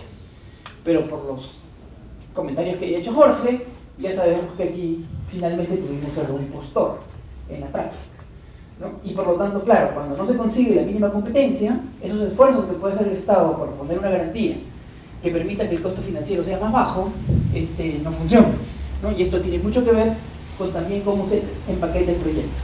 Si esta concesión Amazonas Norte hubiera sido dividida, digamos, en 2 secciones o en 3 secciones, con inversiones más parecidas a las que los contratistas peruanos estaban acostumbrados a participar, ¿okay?, en tamaños de proyecto más parecidos a la experiencia de las empresas de construcción de Perú, obviamente hubiéramos tenido mucho más competencia, como si se tuvo, por ejemplo, en la red vial número 5, en donde tuvimos varios postores y mejor oferta económica porque hubo más competencia. Aquí se manejaron las cosas de forma tal que se logró que no hubiera suficiente competencia y tuvimos solo un postor. Bueno, estos eran los servicios de la concesión, que hasta esta época era el esquema estándar que Perú tenía. El IRSA Norte fue el último proyecto en donde Perú mantuvo su política de tener siempre estudios definitivos de ingeniería antes de licitar. ¿Okay? Porque en Red Vial 5 se hicieron los estudios definitivos de ingeniería antes de licitar. En Red Vial 6 se hicieron los estudios definitivos de ingeniería antes de licitar. En general, el programa de concesiones original de Perú estaba hecho en un esquema en el cual se daban estos servicios, pero siempre el Estado controlaba los estudios definitivos de ingeniería hechos por el Estado y licitaba las obras como concurso integral para no asumir responsabilidad por los riesgos constructivos, pero con un estudio definitivo de ingeniería completo que le daba al Estado la garantía de saber cuánto valía aquello que estaba licitando, ¿okay? Cuánto valía aquello que estaba licitando en una concesión. Lo otro también es que el primer tramo de concesiones, Red Vial 5, 6, se hicieron con estudios de tránsito y de mercado completos, ¿okay? Se contrató a Cali Mayor con buenos términos de referencia y se tuvo un conocimiento completo de cómo funcionaba la demanda en un modelo bien hecho. Pero claro, este fue el último caso. Bueno, el esquema, como ha reseñado Jorge, se basaba en pagos y pagos. Los pagos eran los subsidios anuales y los pagos los trimestrales. Y este es el esquema, digamos, de crecimiento de la tarifa, que en general esa era la política de la época, ¿no? Subir los peajes hasta $1.50 más IGB y luego ajustarlos por inflación o por una combinación de inflación con tipo de cambio. Y estos eran los compromisos de repago iniciales, solo que luego fueron modificados. Las condiciones para iniciar los pagos, para iniciar el pago del 50% de los pagos, era que se hayan culminado las horas de la etapa 1 o que hayan transcurrido al menos 24 meses de concesión desde la firma del contrato. Y para lo restante, que hayan construido las horas de la etapa 2 y que hayan transcurrido al menos 48 meses de concesión desde la firma del contrato. Ahora bien, ¿cómo funcionaba la garantía del BID? Y aquí hay dos asuntos que quiero mencionar. En mi opinión, las concesiones deben hacerse siempre que el costo financiero más alto que enfrenta el sector privado cuando va a invertir en un proyecto de concesión es compensado por las ganancias de eficiencia que el sector privado puede tener por ser un gestor más eficaz que el Estado. ¿Okay? Parte de esa diferencia de ganancias de eficiencia normalmente provienen porque una concesión, al tener al contratista de obra, que es el mismo que se va a encargar del mantenimiento por 12 años o por 20 años, tenemos una ventaja de que no hay incentivos para que se dejen vicios ocultos de esos que afloran varios años después. Y por lo tanto, claro, los concesionarios deberían tener el interés, la responsabilidad de tratar de hacer bien la obra para ellos mismos ahorrarse los costos de mantenimiento en el futuro. Digamos que en eso se basa la lógica de una concesión. Ahora, en los casos en que ocurre lo contrario, ¿no? Y Jorge ha señalado claramente cuánto más puede costar una obra privada por el costo financiero distinto que el que tiene el Estado, ¿no es cierto? Si medimos el costo financiero del Estado al costo de la tasa de interés de un crédito concesional, obviamente es mucho más barata las obras públicas cuando uno suma el costo directo más el costo financiero. ¿Okay? Si lo comparamos contra la obra privada a precios de una tasa de interés competitiva, que puede ser 6, 7, 8, 9, 9.5, dependiendo de cuál es la imagen que tiene ese contratista y su seguridad en el sistema financiero. Ahora, el Estado puede tomar decisiones como esta garantía de riesgo parcial revolvente, diseñadas para bajar la tasa de interés. ¿Okay? Es decir, ¿cómo funcionaba esta garantía? El BID tenía un contrato con el Estado peruano. Ese contrato, ¿qué establecía? Que si el Estado peruano, por cualquier razón, dejaba de pagar las cuotas semestrales del subsidio anual por obras o del subsidio anual por mantenimiento, el BID automáticamente pagaba podía pagar hasta 7 cuotas, ¿no es cierto?, si el Estado no pagaba. Por lo tanto, al tener una garantía del BID para pagar por el Perú, en caso de que el Perú no le alcanzara la plata para pagar, lo que ocurría era que se generaba una bajísima probabilidad de que el Perú no pague, no honre su deuda con el concesionario. Entonces, para el sistema financiero, si un contrato de concesión tiene este tipo de garantía, lo que ocurre es que inmediatamente el riesgo de prestar al concesionario es mucho más bajo que si este tipo de garantía no se tiene. ¿Por qué son importantes estos esquemas de garantías? Porque bajan la tasa de interés y por lo tanto hacen más rentable la concesión versus un contrato de obra pública. Ahora, ¿por qué aquí el BID entró? El BID entró porque en el partidor, ¿okay?, en el momento previo a la licitación, el proyecto aparecía como socialmente rentable. ¿Okay? El BID hizo una segunda evaluación a la evaluación que había hecho Temonix, que era el asesor de proinversión. Esa segunda evaluación, claro, se hacía porque el BID, para poder entrar con productos de endeudamiento o de garantías, tiene que estar seguro que la rentabilidad social del proyecto es favorable, o que el banco es mayor que cero, o que en general los beneficios económicos y sociales superan los costos de inversión y operación en el eje de la concesión. Entonces, claro, si queremos hacer concesiones, deberíamos tener expedientes técnicos bien hechos y de preferencia entrar con agentes como el banco. Si el banco da garantías, esto baja la tasa de interés. Pero claro, Para que funcione, la competencia tiene que funcionar. Si no hay competencia, la tasa de interés del banco puede bajar, pero no se va a reflejar en la oferta económica de los participantes, que es el problema que ocurrió aquí. Entonces, esta garantía revolvente ayudó a que la tasa de interés, digamos, fuera más baja. Con la garantía de riesgo parcial, como ven, la tasa podría estar más cerca del 6% que del 8%. Este, digamos, era el impacto sobre la tasa de interés de usar en un mecanismo de este estilo. Mientras el Estado más pueda dar garantías de este estilo sobre los repagos, va a bajar la tasa de interés. Y por lo tanto puede ser un poco más atractivo una concesión versus una obra pública. Ahora, en todos los casos, siempre la concesión va a costar más caro que la obra pública, aún con esquemas de garantías. Eso también es un tema importante que hay que establecer. Por lo tanto, las ganancias de eficiencia en la operación hay que calcularlas y estar seguros que superan las diferencias del costo financiero. Por eso es que es verdad, en los análisis más simples, que proyectos con altísimos cofinanciamientos, que tienen costos financieros altos, claro, se vuelven poco atractivos para sacarlos por inversiones privadas y finalmente alguien va a pagar la cuenta. O la pagamos todos los ciudadanos porque el proyecto requiere más recursos públicos de cofinanciamiento que el que debería tener si hubiera sido obra pública, o lo pagamos porque los peajes son más altos de lo que deberían ser, porque alguien va a pagar la cuenta, ¿ok? En un contrato de concesión. O lo pagamos nosotros porque la obra cuesta más, ¿no es cierto? Porque le tenemos que pagar más pagos y pagos al concesionario, o lo pagan los usuarios porque estamos poniendo un peaje más alto del que deberían ser. Bueno, en fin, el criterio de selección era simple, como Jorge ya lo explicó, con una tasa de descuento de 10% se calculaba el valor presente combinado de pagos y pagos. El que pedía menos ganaba la licitación. Ahora, ¿qué problemas hubo en concreto? Un sospechoso aumento del presupuesto pocos días antes del cierre, pocos días antes de la apertura de las obras, porque se hizo una actualización no tradicional, usando básicamente el índice general de precios de la construcción, porque normalmente ¿cómo actualizamos un expediente técnico? Lo actualizamos actualizando todos los precios, ¿no es cierto?, sobre los coeficientes del expediente técnico. Claro, pero acá querían actualizarlo más o menos rápido, y en realidad extender un expediente, eran como 7 expedientes, eran un montón de expedientes hechos en diferentes fechas, con diferentes calidades. Bueno, entonces, para actualizar este precio es un método atípico, que dio un determinado nivel de actualización. Ahora, aún con ese cambio, el proyecto seguía siendo socialmente rentable. Pero luego, los problemas de baja calidad de expedientes son los que generan luego fricciones y controversias que permiten que en los diferentes tramos los costos aumenten más o menos entre 30 y 70%. En algunos casos más, en algunos casos menos, pero todos los sectores mostraron negociaciones posteriores que permitieron aumentar el presupuesto. Y ahí sí, cuando uno hace el esfuerzo de volver a poner los números dentro de la estructura de flujos, claro, este proyecto vuelve a ser uno de esos en que los costos empiezan a superar los beneficios, lo cual genera algo que no es malo para la sociedad.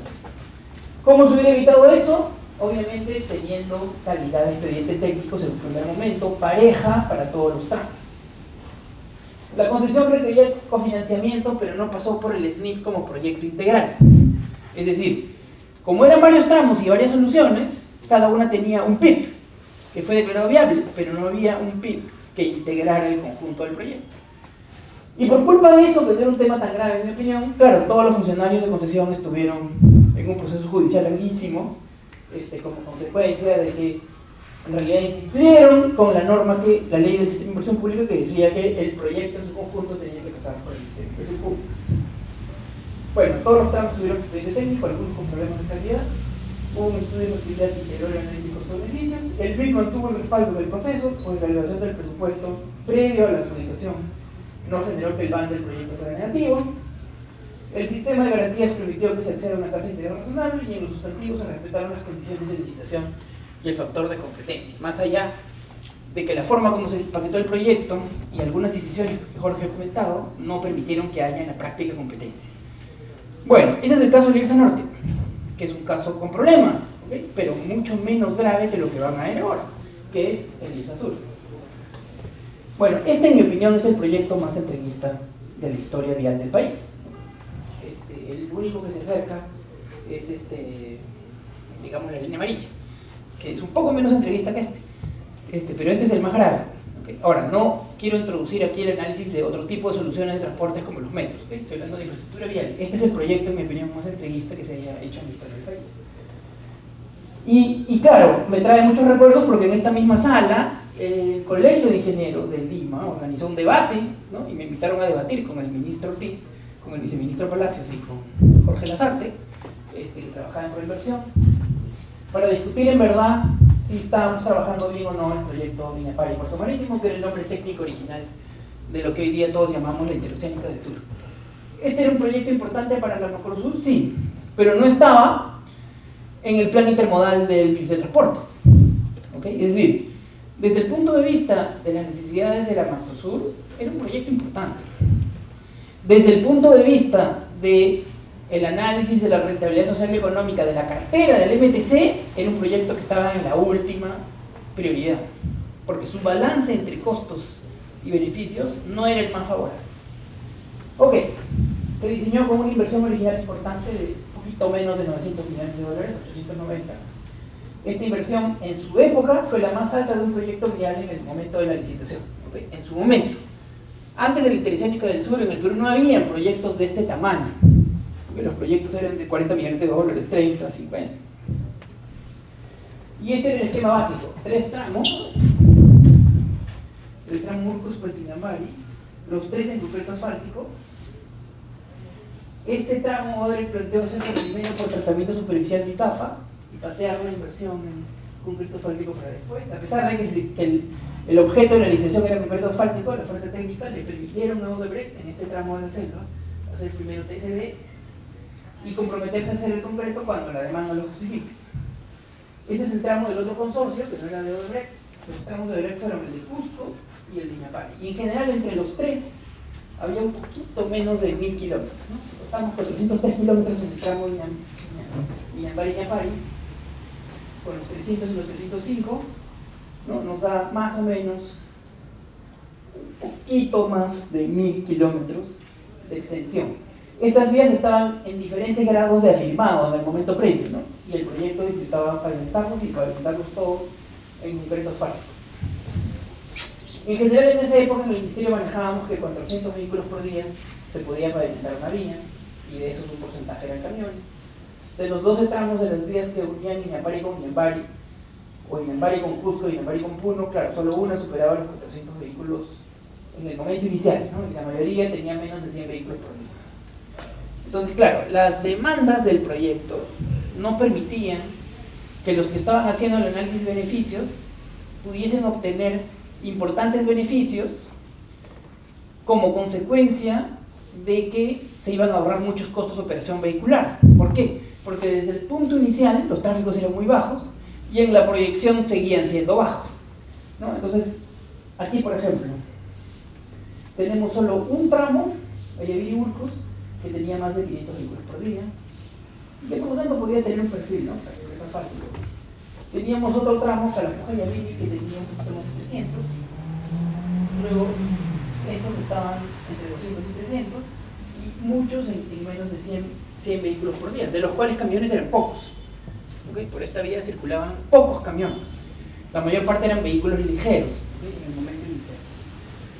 Bueno, entonces, al año 2015, esta era la proyección, seguían estando en menos de 200 vehículos la mayor parte de los tramos, desde Puentecillo, Zángaro para abajo, y por lo tanto, el proyecto no podía justificar beneficios comparables a esos 890 millones de dólares de inversión con esos tráficos proyectados.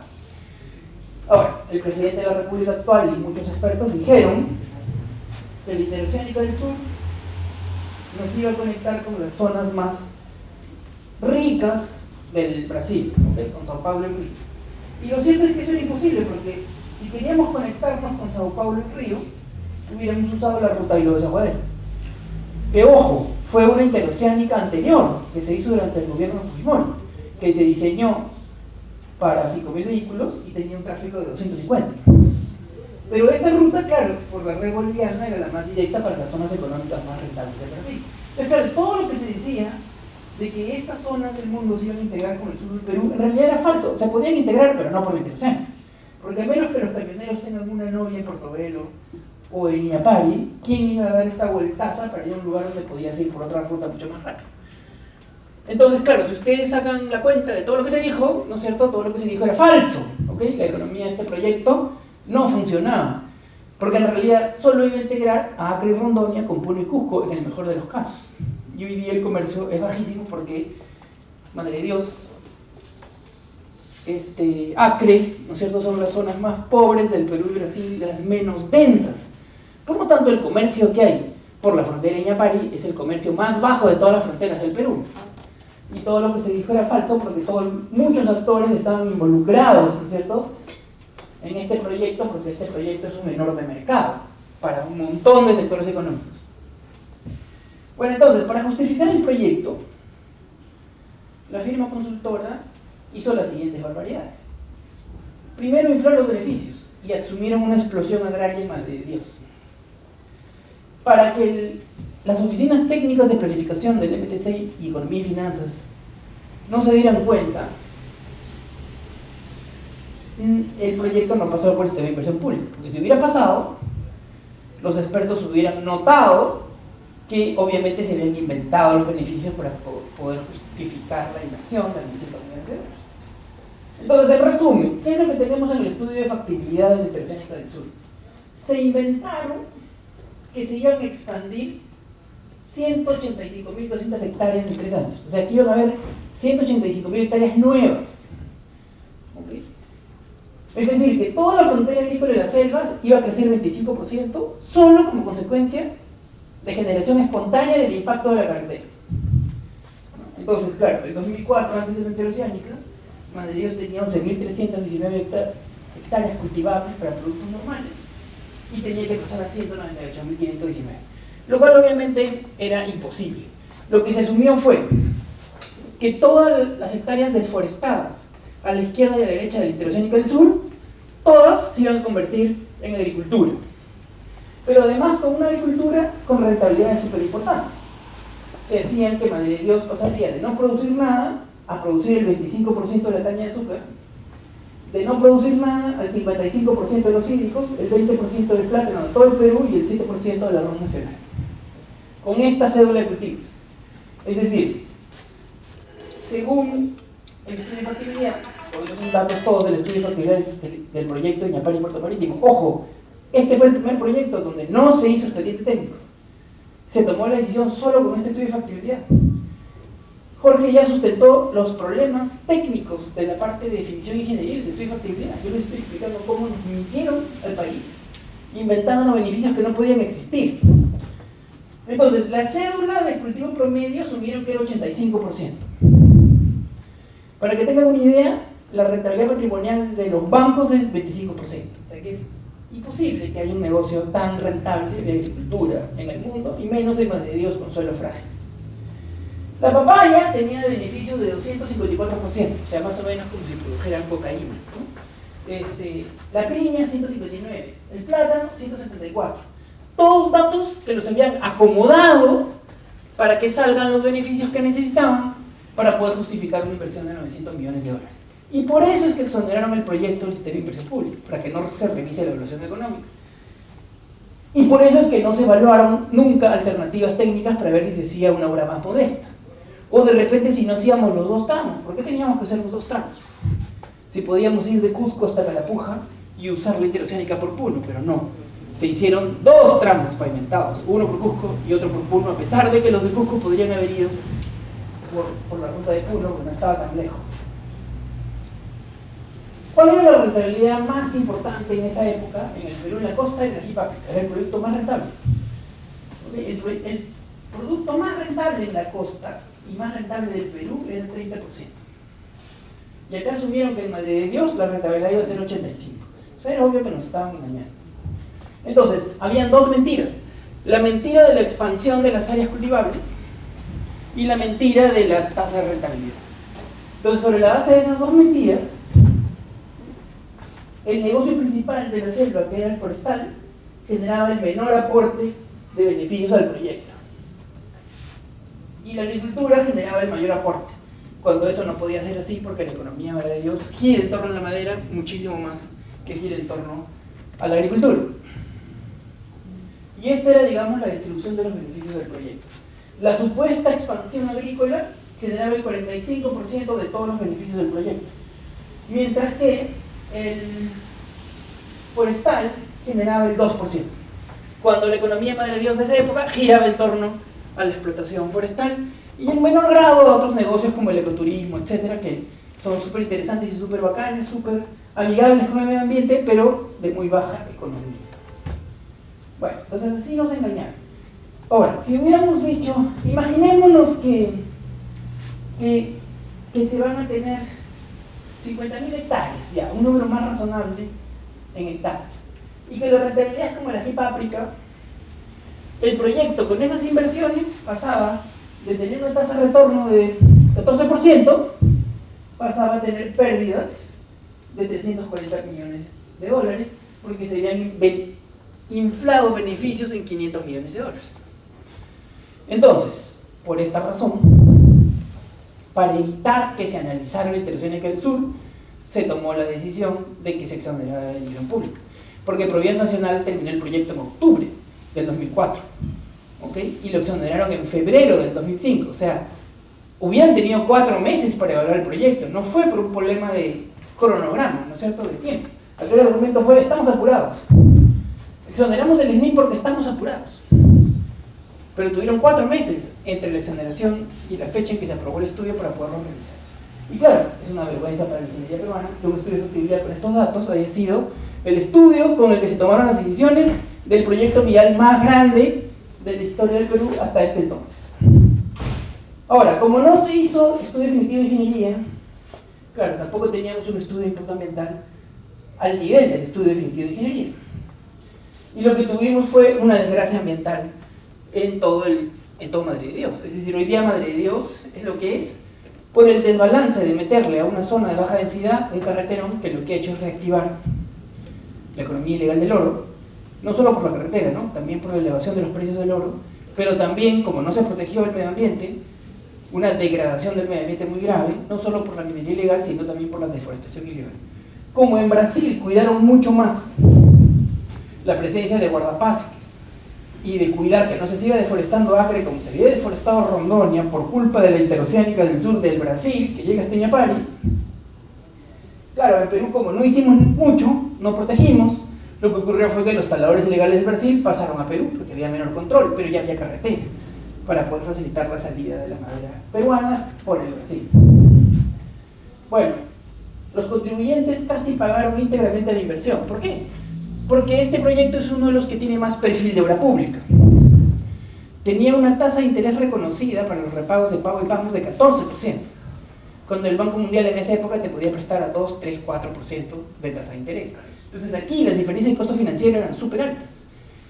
A pesar de que el BNDES y la CAF le daban préstamos a tasas atractivas al concesionario, el Perú le reconocía 14% de retorno.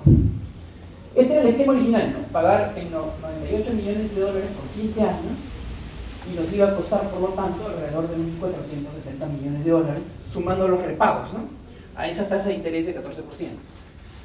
Los usuarios solo iban a pagar una pequeña fracción del mantenimiento, 3% del mantenimiento, porque claro, hay una demanda baja, un flujo vehicular muy modesto, que cubre solo una parte pequeña del mantenimiento. Por lo tanto, esto en la práctica era una obra pública. Era una obra pública en la práctica. Todo iba a estar cubierto por el Estado. Pero bueno, el Estado subsidió el esquema original, ¿no? El Estado subsidia el mantenimiento, 15.2 millones al año, por 25 años, 380 millones de dólares anuales. Los contratistas no asumen todos los riesgos constructivos, hay adicionales de horas hasta por 10%. Pero luego eso se rompe porque se toma otra decisión. La Interoceánica del Sur se licitó para hacer una obra en concreto asfáltico, con un precio tope, ¿okay?, de 890 millones de dólares, que en realidad era este precio tope, 1.470, porque tú ponías un techo por las inversiones, considerando una tasa de interés de 14%, y con eso calculabas las cuotas. Entonces, ese 1.450 más el acumulado de datos de mantenimiento te daban, digamos, el máximo valor presente posible de la obra. El que pidiese menos ganaba, es decir, nadie podía pedir una obra con con más repagos que lo que se estaba planteando en el momento inicial. Ese era el techo. Se licitó a ese menor techo, pero en el contrato se puso una cláusula que decía lo siguiente: el verdadero presupuesto final de la obra se va a definir cuando los concesionarios hagan el expediente técnico. Ese expediente técnico lo va a revisar el presidente de Ocitran y su equipo técnico, o sea, Ocitran, el regulador. Ya no el ministerio, ¿ok? El regulador. Y si el Ocitran dice que el expediente técnico está bien hecho, ese es el presupuesto de la obra. O sea, en la Interoceánica del Sur, en la licitación, no había precio. Se licitó a menor subsidio, pero luego el presupuesto podía crecer infinitamente según el estudio definitivo que traigan el gato de Spencer. ¿No es cierto? Y ustedes saben que un estudio definitivo es un documento de aquí hasta el techo, ¿no? Sobre todo sobre 1000 kilómetros, que es muy difícil de que un órgano regulador pueda desentrañar los detalles y demostrar, porque clásico tendríamos que hacer casi otro estudio definitivo para poder revisar el estudio definitivo, es sumamente complicado. Entonces, claro, las obras pasaron de 900 a 2.500 millones de dólares como consecuencia de esa cláusula, que en mi opinión es una cláusula ilegal. Ahora, ¿por qué se dio esa cláusula?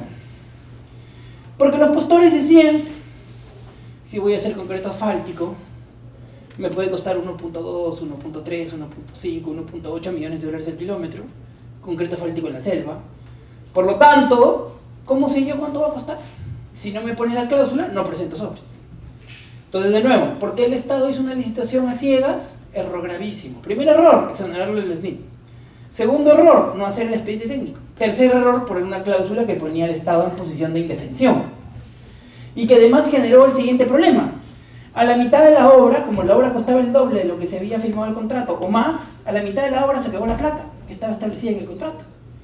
Entonces, al acabarse la plata, ¿qué tenía que hacerse? Se podía licitar de nuevo la otra mitad. Agarrabas el expediente técnico que te habían dado y licitabas de nuevo la otra mitad, porque el contrato no decía que tenías que asegurarle el doble del presupuesto a los que habían ganado. El contrato les aseguraba la obra por el costo que se había licitado. El Estado, con una adenda, tomó la decisión de darle a los mismos concesionarios la otra mitad de la obra. O sea, 1000 y tantos millones de dólares más con una firma, con una adenda. De nuevo, en aras de hacer todo rápido. Bueno, y eso que no quiero entrar a detalles de otros problemas específicos que hubo aquí. Entonces, en resumen, los cofinanciamientos se pudieron pagar porque tuvimos la suerte de que el Perú entró en lo que llamamos el superciclo de materias primas. Es decir, del 2006 al 2013 subió el presupuesto público al punto que el MTC le alcanzó para pagar esto y aumentar su plan de obras. Porque si hubiéramos tenido los presupuestos que yo tenía cuando era viceministro, esto hubiera reventado todo el programa de obras públicas, porque cuando la Interoceánica se firma, el monto de la Interoceánica era 4 veces el presupuesto en red vial nacional del MTC, 4 veces el presupuesto de un año. Lo que ocurre es que luego hay un crecimiento exponencial de los recursos públicos que permite expandir el presupuesto del MTC. Y cuando dicen que Provías es la entidad más ejecutora del Perú, ¿saben por qué es la más ejecutora? Pero no solo porque yo la diseñé bien, sino porque la mayor parte de su ejecución son los repagos de la Interoceánica del Sur y la Interoceánica del Norte. Son pagos y pamos. Claro, los pagos están en la cuenta del presupuesto de inversión de Provías, pero no son en realidad ejecución. Es lo que le debemos, ¿no es cierto?, a Odebrecht en Interoceánica Norte, Sur y en los demás proyectos de concesiones que tienen pagos y pamos.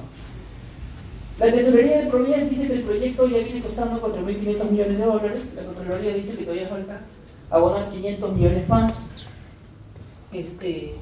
por los repagos al mantenimiento. Los formuladores del proyecto, ¿cuáles fueron los principales errores de implementación? Los formuladores del proyecto inflaron los beneficios para justificar una inversión en universo asfáltico en una zona donde el propio estudio de factibilidad proyectaba que recién en 10 años se iban a pasar 88 camiones.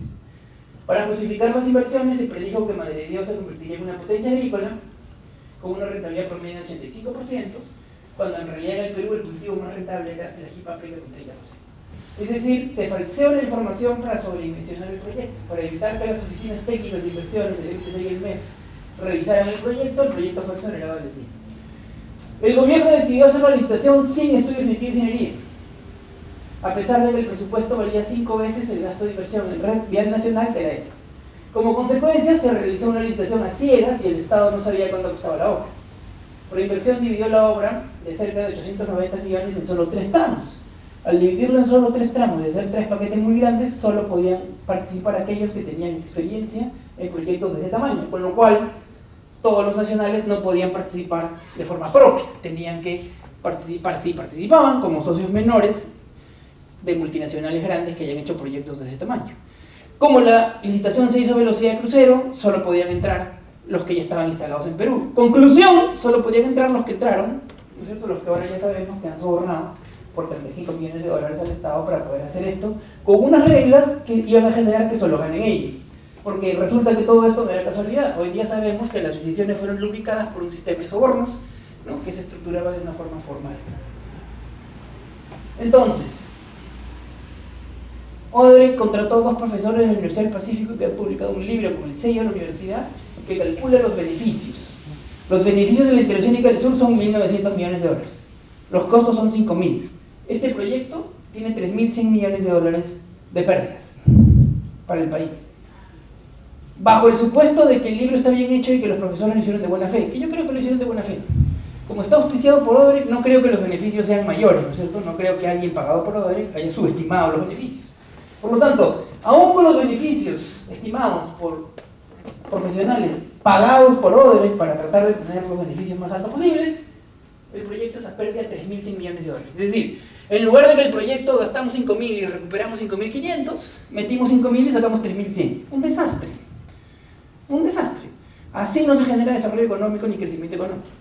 Y es terrible porque, claro, 30 y algo millones de dólares de coima generan 340 de ganancias extraordinarias, pero generan 3.000 de pérdidas. Es decir, por cada dólar de coima hay 100 dólares de pérdidas para el país. Por cada dólar de coima hay 10 dólares en sobreganancias para los contratistas. Y el comercio exterior anual no pasa de 11 millones de dólares anuales en la frontera con Doña Paria. Así que todo lo que se dijo de que esto iba a integrar el Perú con las zonas, el sur del Perú con las zonas económicas más importantes del Brasil, era falso. Bueno, entonces, ¿qué se aprende de todo esto? Si los proyectos se formulan adecuadamente, expedientes técnicos bien hechos, estudios de demanda bien hechos, sin mentiras para inflar beneficios, las APP pueden permitir que los países adelanten su desarrollo. Claro, siempre y cuando la tasa de interés no sea tan alta, ¿okay? Es decir, si uno mira el caso de Chinchero, con 22% de tasa de interés, por más 6 años de gracia que hayan sido establecidos, no hay forma, pues, de que ese costo financiero, restado del costo financiero público, que es mucho más bajo, puedan haber ganancias de eficiencia que compensen ese costo financiero tan alto, ¿no? Entonces, claro, siempre hay que mirar que el costo financiero no puede ser dramáticamente más alto que el costo del endeudamiento concesional del Estado. En ningún caso hay que encaminar proyectos donde los costos superen los beneficios. El crecimiento económico puede permitir que se realice el pago de la deuda diferida si es que el proyecto es socialmente rentable, es decir, si los beneficios superan los costos. El PBI crece, ¿no es cierto? Y por lo tanto estaremos en capacidad de pagar la deuda. Ok, los equilibrios se pueden mantener si el poder concedente se ejerce con responsabilidad. Y aquí hay un tema de fondo. El MTC no solo tiene problemas para preparar los estudios ejecutivos, el MTC también tiene problemas para ser poder concedente. La Oficina de Concesiones de Transportes es una oficina insuficientemente grande, ¿no es cierto?, y con serias debilidades para poder manejar y ser el contrapeso del enorme poder que tienen los concesionarios. Y ustedes ya lo han visto, Odebrecht tiene el poder casi de un país, ¿no es cierto? Entonces, ¿cuánta capacidad profesional tiene que haber en el órgano regulador y en la entidad concedente para contrapesar ese enorme poder? Tiene que haber la mejor condición posible, ¿no es cierto? Las remuneraciones más importantes, que no tengan nunca el incentivo de querer después pasar al otro lado. Y acá el problema es que muchísimos de los profesionales que estuvieron en el CEPRI, en el Comité de Privatización del Sur, luego terminan haciendo ingentes consultorías para Odebrecht. Sin decirlo de otra forma, ¿no es cierto? El presidente Ocitrán, al que le encargaron revisar los expedientes técnicos, está preso por desbalance patrimonial. El presidente Ocitrán, que tenía que revisar los estudios técnicos, pusimos al Estado en una posición de indefensión que generaba que todos estos problemas ocurran, ¿no es cierto? Y la firma consultora que hizo los estudios, ya hoy día hemos visto que su dueño está involucrado en transferencias que Odebrecht ha hecho a un montón de gente. Entonces, claro, los mecanismos de captura funcionan cuando tomamos decisiones demasiado liberales y flexibles bajo el argumento de apurar todo. Y en realidad, cuando uno hace concesiones, no hay que apurarse, hay que hacer las cosas en los plazos que se tienen que hacer, no alocarse. Es una pena que toda la reestructuración de preinversión está hecha para apurarse, cuando en realidad los problemas más graves que se han dado en las concesiones en Perú están hechos por apurarse. Por lo tanto, deberíamos todos pedir, ya dejen de apurarse, y por favor, más bien, tómense su tiempo, hagan bien los TDRs, contraten bien a los consultores, paguen bien la ingeniería, revisen bien la ingeniería y tengan la mejor gente para supervisar los estudios de ingeniería. Proyectos que no están adecuadamente formulados pueden retrasar el desarrollo del país. Se debe contar con expedientes técnicos en todo proyecto con obras significativas o que impliquen importantes movimientos de tierra. Lo anterior además evita encarecer las ofertas y promueve la competencia. Y ese es un tema de fondo. ¿Qué contratista serio va a entrar a presentar ofertas sin expediente técnico? En realidad ninguno. Menos en obras complejas o con túneles. El argumento que estoy dando en el caso de los metros es mucho más grave. Solo los tramposos entran. ¿Ok? Solo los tramposos entran. Si el Estado peruano no hace el expediente técnico, ya sea en una obra pública o una concesión, el tema es que ¿cuál es el costo para un participante de presentar una oferta? Sin expediente técnico puesto por el Estado. Por ese argumento tan sencillo, es que en ninguna parte del mundo se les ocurre hacer una obra importante sin que el Estado haga el expediente técnico, ya sea concesión o ya sea obra pública. Porque encarece el costo de presentar ofertas. ¿Quién va a hacer el gasto de un expediente técnico de 40 millones de dólares para una obra de 400 millones de dólares? Nadie. Nadie. Entonces, o se cubren por riesgo, o te piden todo, ¿no es cierto? O te amenazan con no presentar sobres si no les dan mejores condiciones, o el que hizo el estudio de factibilidad se cubre por riesgos y la obra termina siendo, como la línea 2, la más cara en Sudamérica. ¿Por qué la más cara? Porque claro, si hay que cubrirla por riesgo para que haya impostores y la vamos a licitar sin expediente técnico, claro, entonces tienes que poner un precio referencial altísimo. Por eso la línea 2 es tan cara. ¿Y cuál es la causa de eso? No hicimos el expediente técnico. Entonces, claro, volvemos al punto de siempre. Hay que controlar toda la información para poder hacer las cosas bien hechas. Las obras tienen que ser pertinentes, pero los estudios directivos tienen que estar bien hechos y tienen que ser completos. Es posible que proyectos de alta inversión, baja rentabilidad, con alto apoyo político empiecen a ganar posiciones frente a proyectos más rentables, con menores montos de inversión y menor apoyo político. La utilización combinada de APPs con exoneraciones a los procedimientos de calificación que no son financieramente viables pueden crear una falsa sensación de libertad fiscal. Si las autoridades políticas no fijan sus propios límites, se pueden crear problemas fiscales significativos en el tiempo. Un uso generalizado de APPs puede afectar el equilibrio general de la economía. Y en general se pueden generar problemas que finalmente lo vamos a pagar todos. Bueno, entonces yo lo dejo aquí. Y les agradezco haber soportado todo el tiempo de nuestras dos exposiciones larguísimas. Claro, cuando yo expuse la primera vez los riesgos en lo que estaba haciendo el gobierno, claro, la sala estaba llena. Y el debate fue intenso, ¿no? Y me sorprendió mucho que en ese momento, digamos, sobre información bastante poco concluyente, ¿no? El colegio de la época dijese, no, la integración del sur está súper bien planteada. Esa fue la conclusión que se sacó en ese momento. Yo creo que el colegio debería, digamos, hacer una revisión de esa decisión y decir, bueno, los problemas fueron estos y esto es lo que hay que hacer en la ingeniería peruana para no volver a incurrir en los errores que hemos cometido. Bueno, muchas gracias.